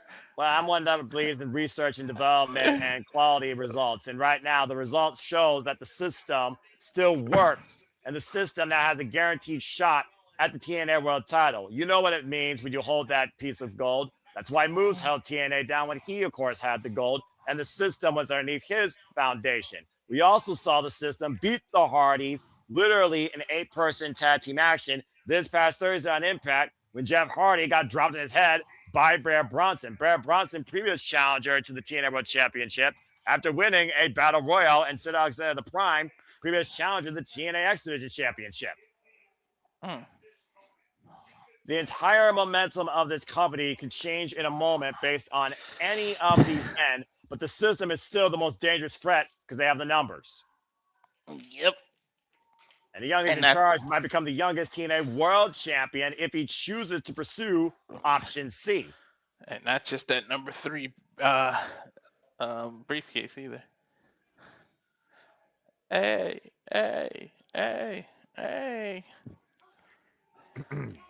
Spaceship has landed, Noah. Leon Slater, of course, coming back from the UK, to your point, challenging Camilo Hayes for the WWE United States Championship. And the youngest X Division champion in this company's history with incredible wins over the likes of Cedric Alexander, Rich Swann, and Myron Reed. And also coming from NXT, challenging Femi for the NXT Championship. It's had a hell of a start so far to this year alone for the youngest in charge. But again, Leon Slater, Mike Santana, the last real champions of TNA Wrestling. We saw how well that turned out, of course, previously when we had this type of situations. But I do wonder at the end of the day, if you're not here to be the top, what are you doing? Leon Slater might be the top of the X Division, but you got a guaranteed shot at the TNA World Championship on a vulnerable TNA World Champion. Why not pull the trigger? When was the last time somebody activated option C? Ah, man. It's been a while, right? It has been a while. I almost want to believe that it was Frank Kazarian against Josh Alexander. I believe that was the last one. Damn.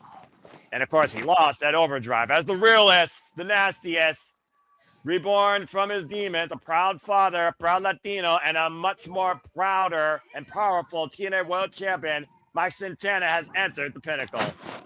Can they do it, his title reign right this time, please?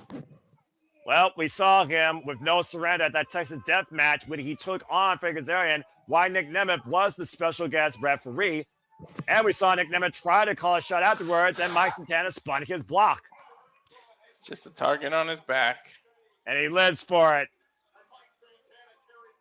He defines that legacy everywhere he goes, holding the TNA World title, defined by the likes of AJ Styles, Kurt Angle, Samoa Joe, Bobby Roode, James Storm, and the longest reigning TNA World Champion in this company's history, of course, Josh Alexander, and the face of the franchise, Moose. And, of course, Sting, the icon. It's Sting. There very well could be a situation here where we might get a domino effect where everybody might call their shot tonight. But the system might neutralize everybody else. Let's never get the systems out there at ringside. That's why I brought that up, because it might be. Because you notice Nemeth has not let go of that trophy. Well, again, Mike Santana lives for this pressure, and he knows that he is the most wanted man right now at No Surrender, and he's showing no fear for it. But again, if Santana's 100%, this might not be the smartest time to do that. Well, at the end of the day, while he has 3 guaranteed opponents waiting in the wings right now, you are the biggest target when you hold the richest prize in this company, and that is the TNA World Championship. And Mike Santana is well aware of that. Hey, man, this might be his future. You got 3 main events on 3 different pay-per-views. If each one takes their time and calls their shot, back-to-back pay-per-views. Yeah, it's very true.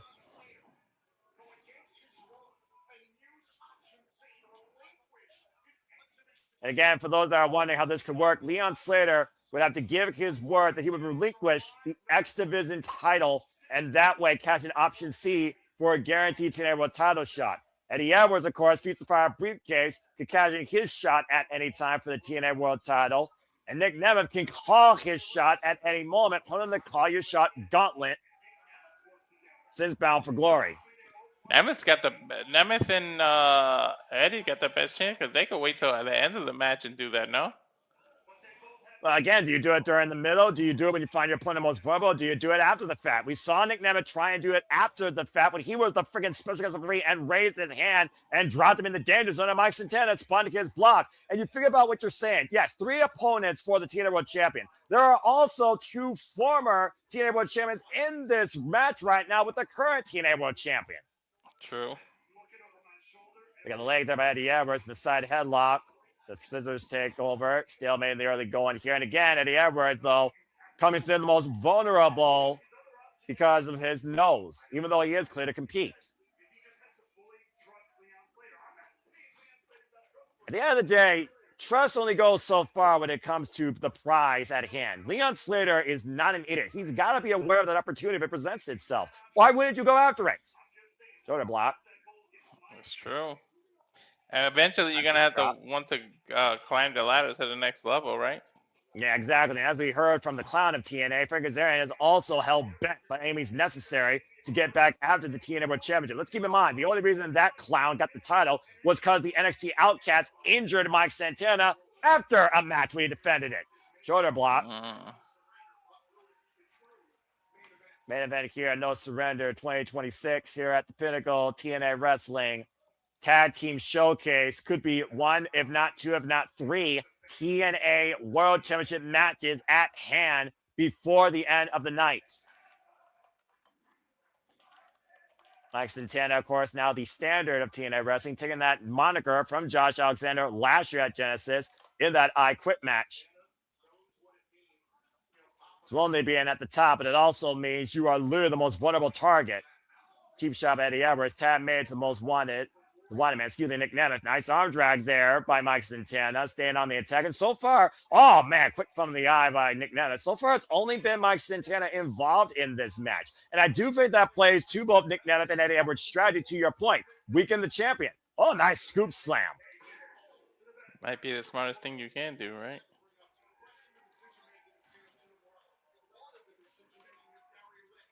And at the end of the day, I talk about decision making. I talk about the authority. I talk about professional versus personal between the 2 directors we got right now in the power struggle. Who made this match, Walter? Daria Ray. Uh-huh. Daria Ray has been in Leader Slater's ears. Daria Ray knows what Nick Nemeth and Eddie Edwards have. Hey, man, when you're young and vulnerable, you're easier to manipulate. You know, it's harder to manipulate someone who's been in the game forever and a veteran. But when someone young that seeks molding, Well, clearly there's a reason and there's a vision that Daria Ray has for TNA Wrestling, and it's trying to undo Santana Marella's family values. It's those family values that cost TNA the TNA Knockouts World Championship tonight. And Slater right now, oh my God! What a monkey flip, launching Nick Nemeth to the other side of the ring, who quickly rolls to his corner and makes the tag to Eddie Edwards. Eddie Edwards, also a former X Division champion, of course, TNA Grand Slam champion. And down goes Eddie Edwards in the cover. And again, the system, Bear Bronson, Cedric Alexander, and Brian Myers are at ringside. Nick might have broke his own nose the way he landed. And no kidding, tag made. Talk about elevation. Of course, like we talked about again, Leon Slater has been a very busy schedule outside TNA this year in NXT and WWE, challenging for the NXT Championship and the United States Championship in the UK. He literally got stuck overseas. He couldn't come back to defend his title in the last PLE. And a big shot from behind there. Critical moment right there for Eddie Edwards and Nick Nemeth to isolate the TNA World Champion and take advantage.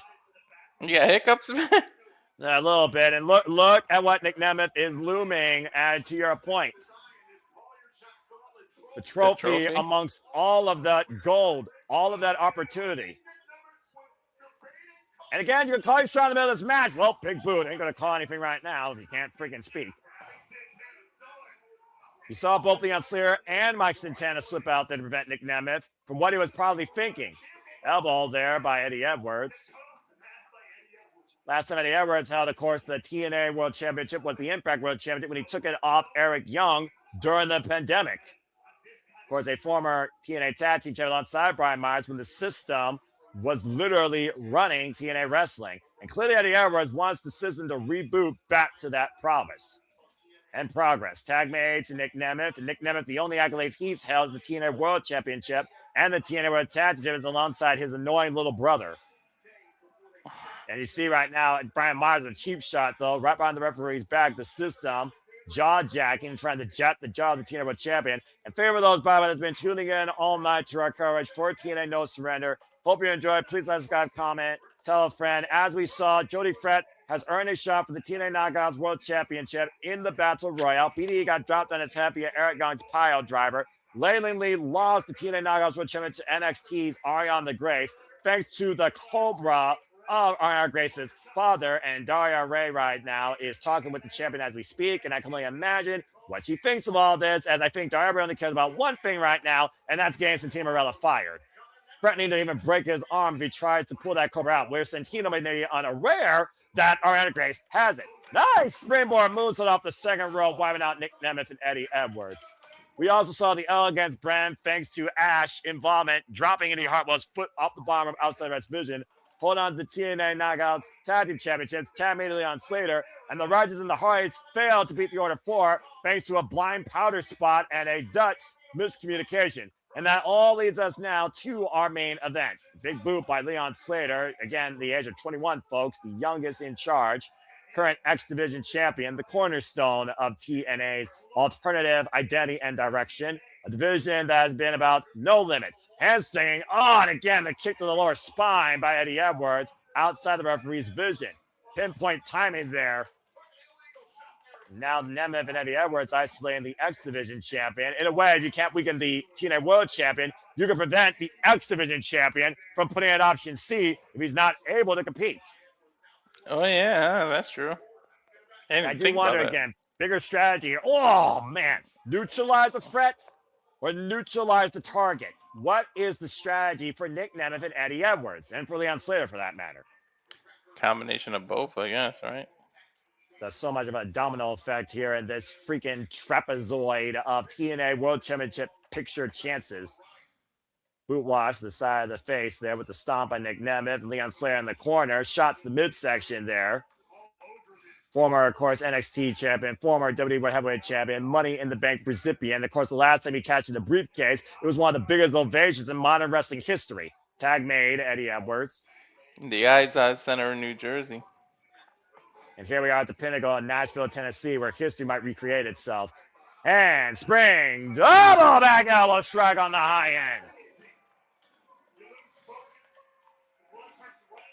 Right now, Eddie Edwards and Nick Nemeth down, and Leon Slater with the kip up. And Slater, though, back up to his feet, following up in the attack. High boot to Nick Nemeth. I forget if Nick Nemeth or Eddie Edwards is legal. Eddie Edwards to the outside, and Leon Slater up and over with the plunger, wiping out the leader of the system. I think it's Nick Nemeth this league. No, Eddie. Slater right now going up to the top rope. Bear Bronson, though, trying to create a distraction, and Cedric Alexander taking the advantage for Eddie Edwards. Fended off, though, for the time being. And being fended off by Mike Santana as well. Mike Santana moves to try to attach him against the system. Topic on Hilo, wiping them all out. Este hombre está loco. This dude's crazy. And Leon Slater right now. Eddie Edwards in the drop. So, whoa, for the 450. Eddie Edwards rolled inside.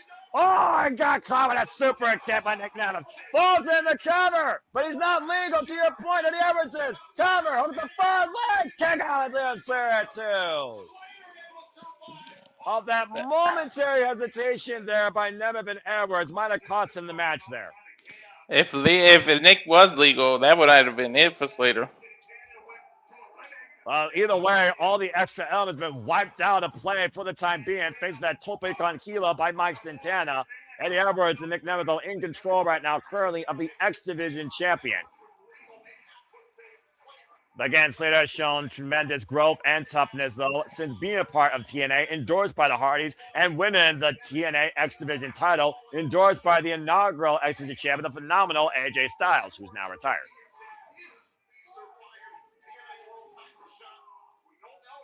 And again, Leon Slater, how much is he figured about option C right now? And is that distracting him? And Nick Nemeth right now might be taking advantage here. Just put in the boot to the back of the head of Leon Slater. Again, firmly in their corner. Tag made Eddie Edwards. Or could the opposite happen? He trusted him too much that it's not even in his head, and Leon can take advantage if you think about it. There's quite a lot of different strategies in play here for all four men. At the end of the day, Mike Santana, it's survival and it's no surrender. Because there's no way Mike Santana wants to lose the TNA World Championship. Oh, man, Slater with a nice suplex to Edwards. Especially two short-ass rings? Nah. And tap made to Nick Nemeth. And again, Nick Nemeth coming into play, grabbing Leon Slater at the legs. Leon Slater, by the way, folks, has been the X Division champion now for 209 days and has had, 9 defenses of that title. Pressure being added by Nemeth. Gets a 2 count off the elbow drop. Would have been 10 if it... Go ahead. Would have been 10 if his visa didn't have an issue. Well, at the end of the day, it is what it is with that type of worldly madness. Wins over Myron Reed, of course, men like Dries, Marcus Mathers, Rich Swann, Stacks, Flop Dollar, Jason Hotch, has defended it in NXT, ASE, and Wrestler Revolver outside TNA Wrestling since winning it last year in July. Technically defended it against Javon Evans. And technicality aside, tag made as Eddie Edwards again. Great awareness there, grabbing the leg and a vicious jumping elbow drop to the spine of Leon Slater again by Nick Nemeth. I remind you that Nemeth is pushing 50, bro. Still showing off as ever.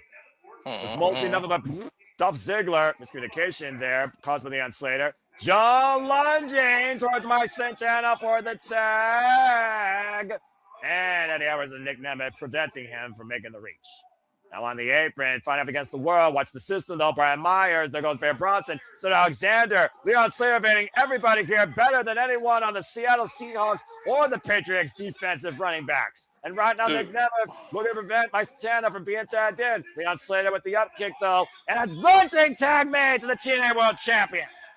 Leon just did like the freaking track and field jumping hurdles and shit. Tennessee Titans can learn a thing or two about that. Irish whip reversal by Mike Santana against Nick Nemeth right now. Nick Nemeth, I believe, is legal. Oh, and a knife edge chop. Woo! Wow. There's a stank on that one. Stank ain't the word, man.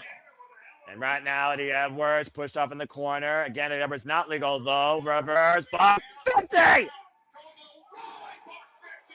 Edwards got planted again on that nose. Might be out for the time being. Looking for the powerbomb. Nick Nemeth escaped. Izaguri ducked underneath. And now Nick Nemeth looking to follow up. Mike Santana. Great agility in play here. And right now caught. Oh, the divine driver! And Santana with the cover to survive. And a kick out at 2.5 by Nick Nemeth. That was a crazy sequence. No kidding.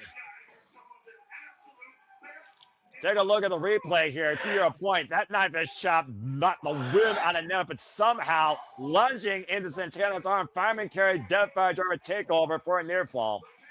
Bro, based on that replay, you might have caught him in the throat instead of the chest. And tag made to Leon Slater, and you can see the wear and tear of this battle on the X Division champion. But Mike Santana trying to fire him up. Hard Irish whip, jumping the elbow strike by the X Division champion. Now throwing to Mike Santana, a little double team offense. Off. Great spurs goes Nick Nemeth. Leon Slater, split leg frog splash off the second. And the step up, moonsault. Great tag team cohesion. Slater in the cover, and Nemeth kick out at 2. Mike was smart. He remembered he wasn't the legal man. See how he was communicating with Leon. Yeah, Santana, to your point, wanting to believe that was it. Of course, preserve his TNA World Championship. That was a beautiful step-up moonsault combination there by Leon Slater and Santana. These two could be a formidable tag team, honestly. Yeah, but now the double fireman's carry. Eddie Edwards, though, saving his partner. Can he Meanwhile, Mike trust him, Santana going outside. Topic on Kilo and Nick Nemeth. This dude loves the topes, huh? Yeah, no kidding. And Leon Slater. Oh, my God! Slater over the ring post, wiping out Eddie Edwards on the floor. This dude's gonna need a new hit by 30, man. Oh, what the fuck? Wait a minute! That's Steve Macklin! Hey, wasn't he fired? Fired! He's fired! Remember he said, I was selfless. I was too selfless. He insulted Mike Santana last night on TNA Impact before security dragged him out the door. This man doesn't work here anymore. He just spit on him, too. Hey, man, but he might have just weakened him for somebody to cash in one of their opportunities. What the hell is Macklin doing here? What the hell is Daria Reyes and Tim Morella not aware of this? Yeah, Daria Macklin's on Hinge. What about security? Daria might know. She might have secretly did this. Well, since Morella did last night, and Daria Reyes shoot him out for it. Corruption at the top of TNA Wrestling is high on alert here. Security right now dragging Macklin out of the building, but Santana's also going out with him. Not Leon Slater, preferably, is in a handicap match. If you want to set up Santino to show him as a failure, you do things like that. You hire Macklin, and then you accuse him of not being able to run a show, right? Well, right now, Leon Slater, you're going to have to really demonstrate no surrender to survive the system and Nick Nemeth, as Leon Slater's been left out here all on his own. With the whole system out there, too. Yeah, about to say, it's about easy pickings. It's virtually 6-on-1. Or 5-on-1, excuse me.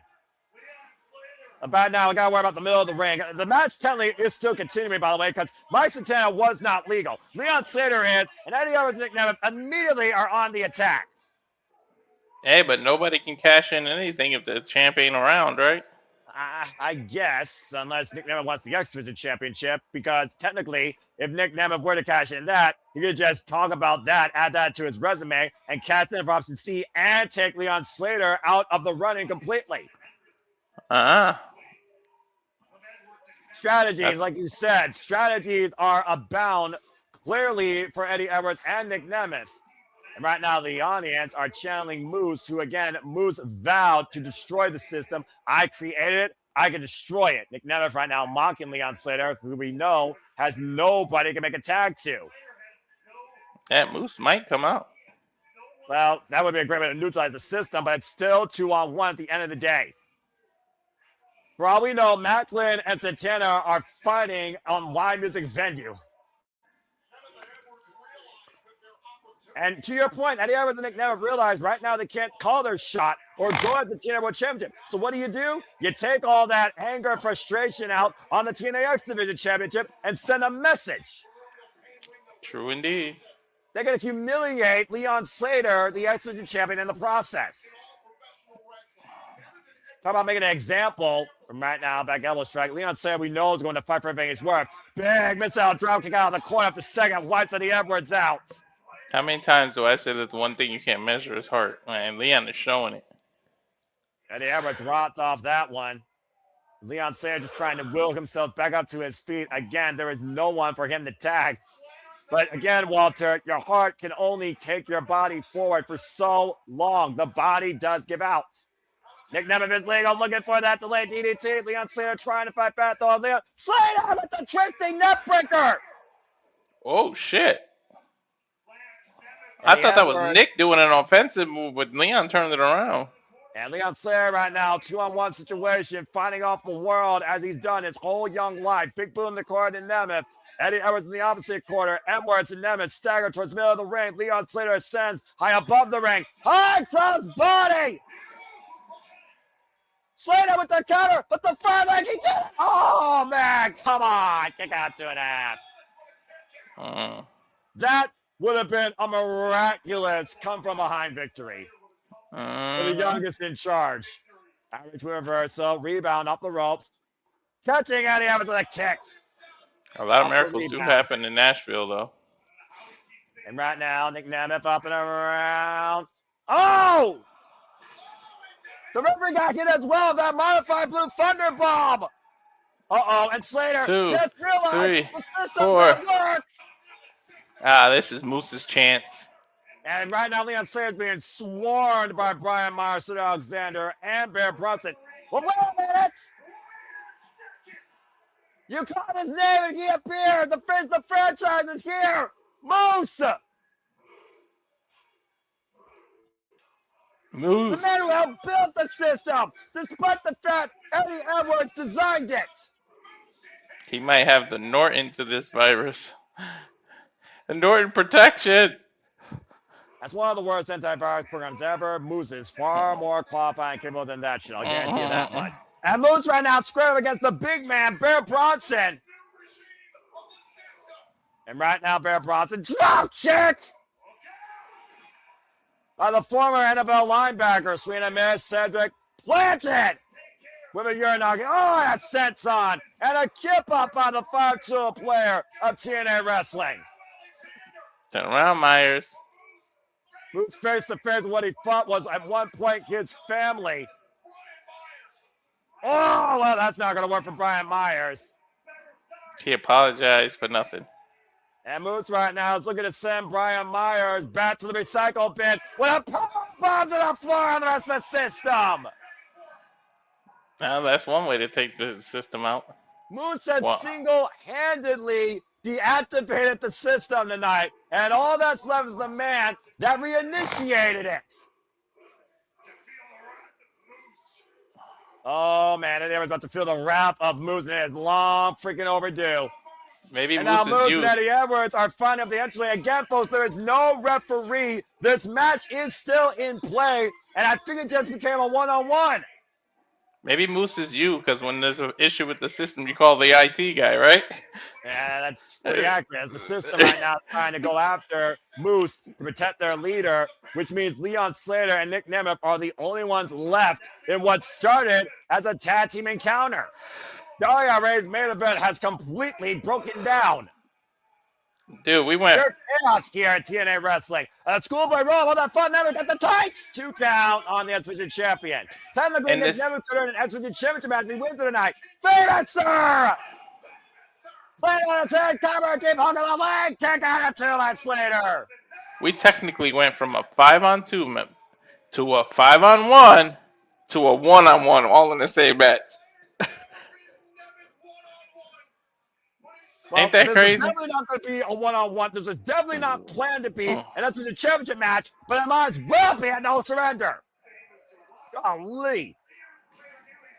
That head got driven into the canvas off that famous, sir. And how the hell Slater survived that, I'll never know. First time we're hearing This Is Awesome chants from the TNA faithful as Nick Nemeth right now is looking to tune up the band. How fitting in Music City, USA. Oh, but Leon Slater calling the super kick. I think Khan with the kill of his boot, too. Nemeth is down. Slater out high. Young is in charge. Get ready to flag. Is it finally time? Swanton 450. It's over. Slater. Chaos. Controlled. Slater prevails at no surrender. Well, what the fuck is going on with Macklin, though? How do you get fired and you keep being able to pop back in? I mean, as a former military man, you know how to infiltrate. I'm just saying. But also, the jury is out. Did he buy it together as a fan, decide to jump the rail? Either way, we had an unemployed man. We had somebody kicked out from the system. We had all hell break loose. And Leon Slater, the youngest in charge, with the biggest heart and strongest spirit, survived tonight, winning the main event, no surrender, with that beautiful Swanton 450, pinning Nick Nemeth. Leon Slater just pinned a former TNA World Champion. Crazy. And We got a vendetta against the system. Bit Eddie Evans in the ass. We got 196 people watching, too, for a TNA event. Well, amidst the chaos of the main event, as the numbers continue to climb for the main event here on our watch-along tonight, Leon Slater rides high and scores one of the biggest wins of his young career tonight at no surrender. Demonstrating no surrender quite emphatically. Wait. Incredible showcase of spirit by Leon Slater. Noah, what is going through Slater's head, though? Does he feel like maybe Mike abandoned him, so he might use option C now? Why'd you leave me in the match all alone? Or does he know what happened? He's unaware of the chaos, and to your point also, he did pin a former TNA World Champion. So that has to constitute for something when it comes to him challenging potentially for the TNA World Championship. Either way, there was no surrender. There was no called shots. There was no opportunities given. But Leon Slater survived this absolute Armageddon tonight at the end of this special. And I thank all 200 plus of you for tuning in tonight for our coverage of TNA's No Surrender. We hope to see you tomorrow, not only for AEW Grand Slam, but GCW, as well as the Chat Shenanigans. And I will be hosting that. And I look forward again to continuing everything that we cover. It's been a wild ride that made my blood go high tonight, but I hope that you all had an incredible time. So on behalf of the Super Bible Studios, for Walter Cruz, I'm the Smith Noah Foster, reminding you to make a positive impact in life. Have a good night. Stay in tune to the Super Bible Studios for all your wrestling coverage. And we will see you tomorrow night, Saturday, for GCW and Grand Slam, Sydney, Australia, down under. Thank you so much for tuning in. Walter, been an absolute pleasure. JJ, you still fucking suck, but you're a good soul, too. Cut the fucking feed. I'm going to bed. JJ's backstage. I don't know if he wants to say something. Post-credit, make it quick. No. He just wants us to. Yeah, I'm about to say.